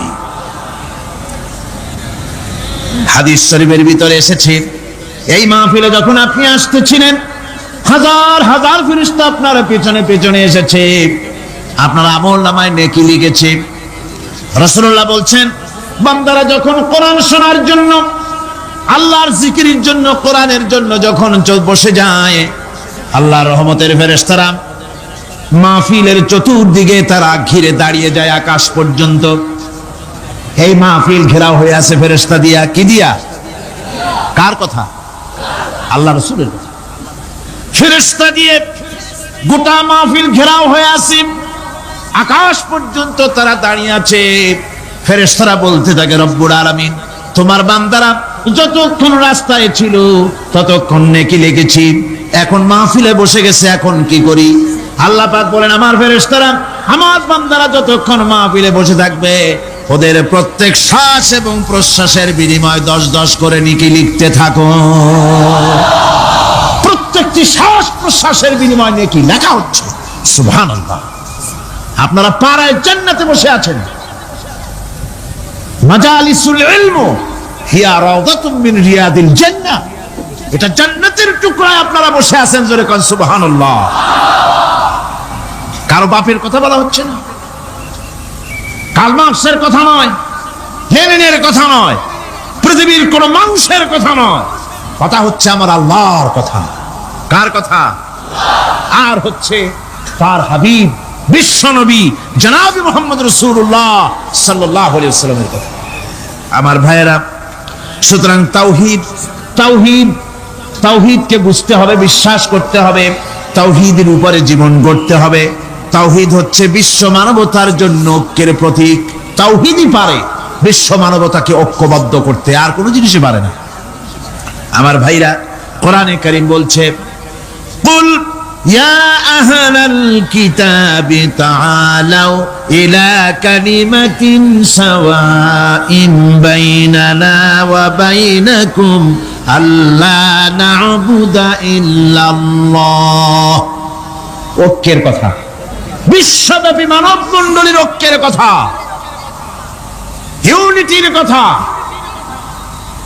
স্বাধীনতার গ্যারান্টির কথা, মানবতার কথা, মানুষকে বেঁচে থাকার কথা।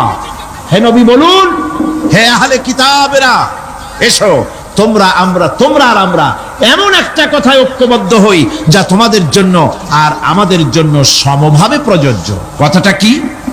কথাটা হচ্ছে আল্লাহ না'বুদা ইল্লাল্লাহ, আল্লাহ ছাড়া কারো গোলামি করব না, আল্লাহ ছাড়া কারো গোলামি করব না। এইটা মানো। ও দুনিয়ার মানুষ, খ্রিস্টান হও, ইহুদি হও, হিন্দু হও, নাসারা হও, আওয়ামী লীগ হও, বিএনপি হও, জাসদ হও, খাসদ হও, বাসদ হও, যেই হও না কেন, যারা মানুষ সব এক হয়ে যাও, আল্লাহ ছাড়া কারো গোলামি করব না।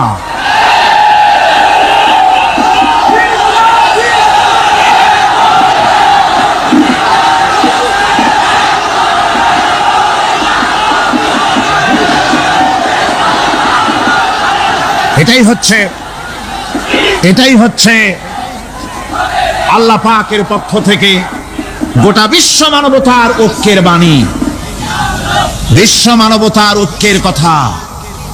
আল্লাহ না'বুদা ইল্লাল্লাহ, আল্লাহ ছাড়া কারো গোলামি করব না।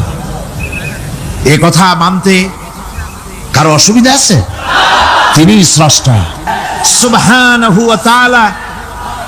তিনি বলছেন, পৃথিবীর